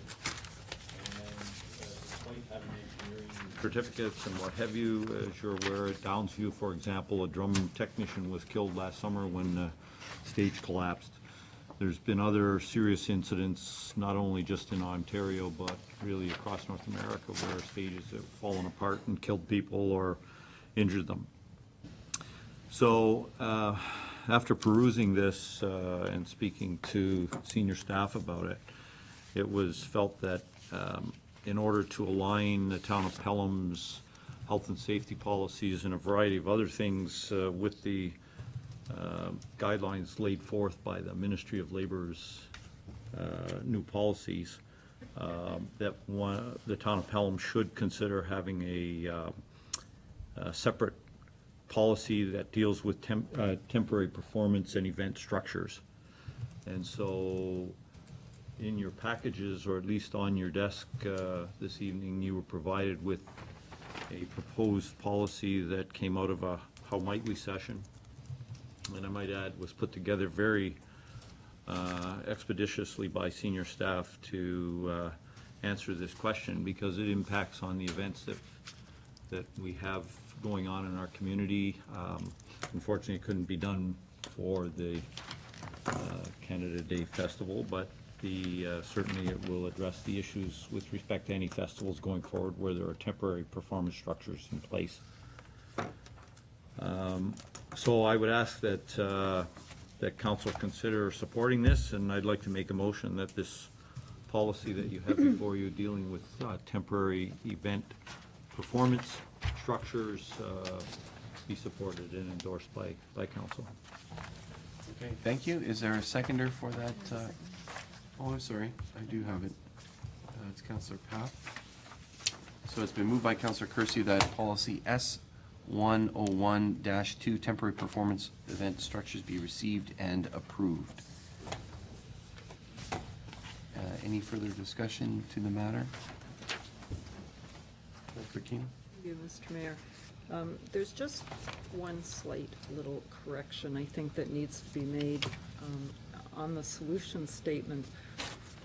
The town of Pelham commits to providing blah, blah, blah. And in the second line, to appropriate town, I think it should say, and event staff, not city staff.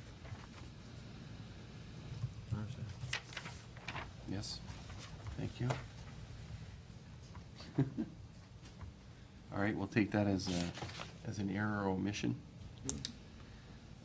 Thank you for picking that up. Others? Councillor Rivak? Just a question. The recent Fenwick 160th, we borrowed or rented a stage. I guess this is the kind of structure that we're considering with regard to this policy. That stage we rented or borrowed from a local supplier. I'm just wondering whether that, in terms of this policy, would be a practice that would continue, or are we expecting suppliers then to provide us with engineered support for compliance with regulations. Just wondering how practically that works in the circumstances that we actually have today. Mr. CEO? Thank you, Mr. Mayor. To answer the councillor's question, we're not, we don't have a choice. This is Ministry of Labor direction, and folks who have stages that you can borrow or rent that do not meet the Ministry of Labor requirements are not permitted, period. That's provincial law. We have to comply. We have no choice, or face significant repercussions if there is a problem. Thank you, Mr. Mayor. And that's not an answer I didn't expect, nor is it one that I wouldn't endorse. I think it's absolutely right that we need to borrow or rent structures that meet the regulations. But it will have an impact, I think, on local suppliers. They're going to have to know that we've adopted this. So I guess that's something that we would need to make public. And I suppose we would also then need to, as events proceed, include consideration of this in the various budgets that go on, because obviously if it requires us to go further afield to find the structures that we need from time to time, there are going to be cost implications as well. Okay. Just a comment. Thank you. Others? Councillor, I'm still a little thick as to why this has to happen tonight, right now. Because of a recent change from the Ministry of Labor. Maybe the CEO can comment on that. And it's a requirement that all municipalities need a policy post haste. Is that correct? That's correct, Mr. Mayor. If we didn't have Summerfest, this could have waited until the Policies and Priorities Committee meeting in August and followed the natural course. But because of Summerfest, because this is legislated now and Summerfest coming up, in consultation with Summerfest volunteers, we felt it very important that the town cover itself from potential problems and get this policy approved as soon as possible. That clarifies it. Thank you. Anything further, Councillor Kersey? Well, only to comment, Mr. Mayor, that it has already had an impact on Summerfest. Our stage provider, when asked for engineering drawings and whatever, was unable to comply. We had to immediately go back into the marketplace and secure one that did, and that met all of the MOL current standards at a cost probably double of what we had before. It has engaged, it led to further engagement of the committee in developing an emergency management plan in alignment with our fire department. We're creating an operation management policy. The implications for managing outdoor events and temporary structures are huge if we want to be in line with the MOL. And if we are not in line with the MOL, we jeopardize the corporation if it is associated with the corporation.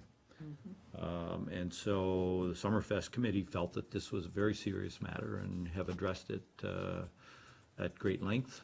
And I'm very pleased that the town has taken it seriously as well, and you know, is looking at putting in place the procedures that are necessary to carry out the intent of the policy. I mean, it's one thing to have the policy, it's another thing to have all the procedures, et cetera, in place to engage that policy. So, we'll be online. Okay, thank you. Going to call the question. All those in favor?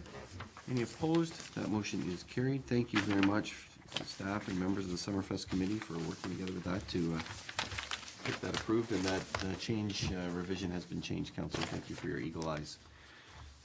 Next, we have presentation consideration of bylaws. I know the clerk's been crossing out some bylaws because of the deferrals. So there are 4 remaining, and it's been moved by Councillor Papp, seconded by Councillor Kersey, that leave now be given to introduce the following bylaws and dispense with the reading of the bylaw. 1, bylaw 3398, is the numbering the same? Oh, if you could just read this part. I'm sorry. So, 1, being a bylaw to repeal the memorandum of understanding for parking enforcement. 2, being a bylaw to enter into a subdivision agreement regarding Castellano Development residence at Lookout. 3, being a bylaw to authorize the mayor and clerk to enter into a site plan agreement with Pelham Portfolio Inc. and 4 being a bylaw for street naming regarding the residences at Lookout. Any discussion regarding those matters? Going to call the question. All those in favor? Any opposed? That motion is carried. It's been moved by Councillor Papp, seconded by Councillor Kersey, that the following bylaws have been considered first time be numbered as follows: Bylaw 3397, 2013 through to Bylaw 3400, 2013. Be now considered a second and third time and passed. The mayor and clerk do sign and seal the same. Any rule of council to the contrary notwithstanding. All those in favor? Any opposed? That motion is carried.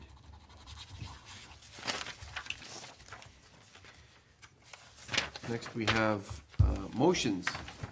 It's been moved by Councillor Durley, seconded by Councillor King. Whereas the Council for the Town of Pelham, the town, supports the province's efforts to expand Ontario's production of renewable energy, encourage energy conservation, and promote the creation of clean energy jobs through the Green Energy Act.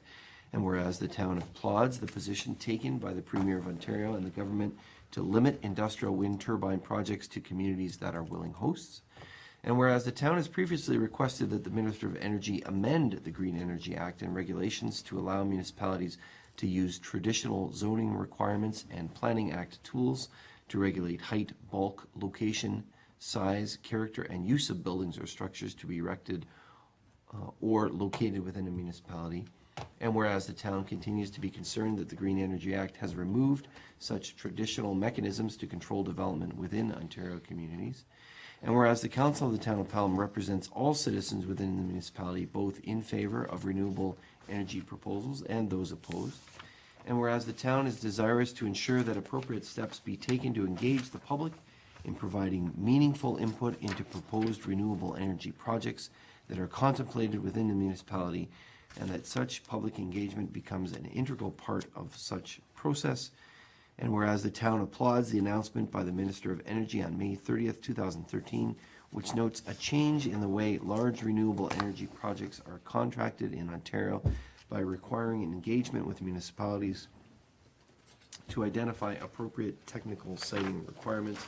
Now, therefore, be it resolved that the Council of the Town of Pelham hereby renews its request that the Green Energy Act and regulation be amended to allow municipalities to use Planning Act tools to regulate the installation of specific renewable energy proposals, and further that the Premier of Ontario be advised that the concept of municipalities being willing hosts for renewable energy proposals within their municipal boundaries, including but not limited to industrial wind turbine development, is supported by the Town of Pelham, and that the resolution be circulated to Premier Kathleen Wynne, the Minister of Energy, the Minister of the Environment, the Minister of Rural Affairs, local MPPs, and local municipalities. Any discussion?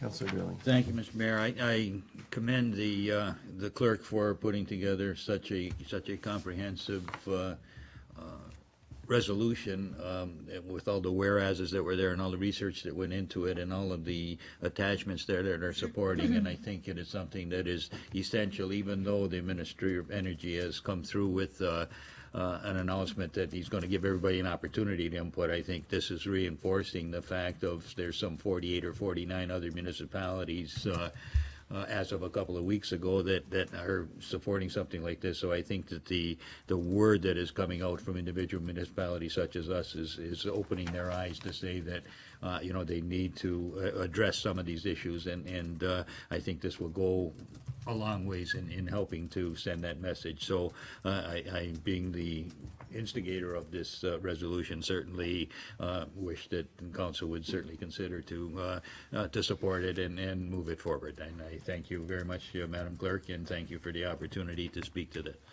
Thank you very much, Councillor, for your kind comments. Others? Councillor Kersey? I too want to echo Councillor Durley's comments with respect to the work that went into putting the resolution together. I do have a question, though. Was it the intent of the motion to come forth, and I noticed this in many of the resolutions that were included as attachments, where the municipality actually declares whether it's a willing host or an unwilling host? We don't take it quite that far. We basically are saying that we support the program of willing host and unwilling host and encourage them to continue to seek public engagement, but we're not making a declaration as to whether we are willing or unwilling at this stage. Madam Clerk? Through you, Mr. Mayor, that was the intent that I understood from the direction given to staff at the time we were requested to make the resolution. We also have the curfew if you need to. Do we want to take it any further, or are we satisfied with the direction of taking it this far and I think no, if we wanted to go further, we could propose an amendment, right? I'm going to use that as a conduit here. If we want to go further, we have to extend curfew, because There you curfew go. is Good- 10 o'clock. good conduit. So, do you want to extend curfew, Counselor? No. Is there a seconder to extend curfew? Counselor Durley? It's moved by Counselor Kersey, seconded by Counselor Durley. The rules of procedures contained in the Town of Pelham Procedure Bylaw be suspended, and that the specific meeting curfew time of 10 p.m. be and is hereby waived, and that the remainder of, what are we doing here? The remainder of the business listed on the agenda for this meeting continued to be considered until all matters have been concluded? Is that what we're saying? Is that inclusive of the Which agenda? cow, or just this meeting? Just this agenda. Just this agenda. So let's say that's what it is, and then I did send a letter over to the, or a note here to the CAO. What about committee? This might impact committee, right? Yes, Do you have a Mr. recommendation Mayor, regarding this committee? does Rather impact late. committee. My understanding of the rules is that you've now reached your limit. You can go another half an hour, but only either on the topic currently at hand or until the end of this agenda. Then you would not be permitted to convene a committee meeting tonight. You could defer it till another date. You could pick it up tomorrow, the next day, whatever council saw fit. But I don't see a way that legislative you would be permitted to proceed with that tonight. You've run out of time. Just for that. Okay.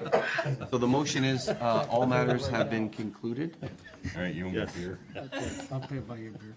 So are we ready for the question? All those in favor? Any opposed? That motion is carried. Thank you. Counselor Kersey, I was going to say that, if you want to go further on this particular motion, now would be the time to make an amendment. But I do recall, as the clerk was saying, that was the recommendation from council. We did have the discussion, the question. Councilor Durley put, I believe, he supported and endorsed initially the entire proposals that were here. And then council, through its discussion, do we want to go that far? And at the time, council said we may not want to, so I directed staff to put together a resolution that's before us. Yep. Thank you. Okay. Others? Going to call the question then. Thank you, Councilor Durley, for raising it, and again, staff for putting it together. It's very comprehensive. Going to call the question. All those in favor? Any opposed? That motion is carried. Thank you. So now we go in camera. Let's just skip. No rush. We're gonna have 20 minutes. Oh, we'll go briefly in camera. So there's no recess required. We could go in camera, which I guess would be next, right? Let's just keep going. Yeah.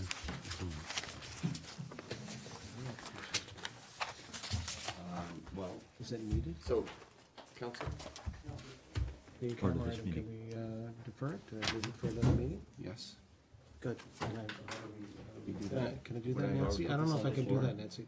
I already said we're going to the home. Okay, so, we put this motion on the floor first, is that correct? You would have the motion Okay. to defer. Okay, so Counselor Papp, you'll make a motion to defer the The in-camera. in-camera item, I would like to move, so move. Okay, until a time that's Appropriate at your agreeable. call. Yeah, okay. Is there a seconder for that? Counselor Ribbiak. Going to call the question on the motion to defer. All those in favor? Any opposed? That motion is carried. And the next item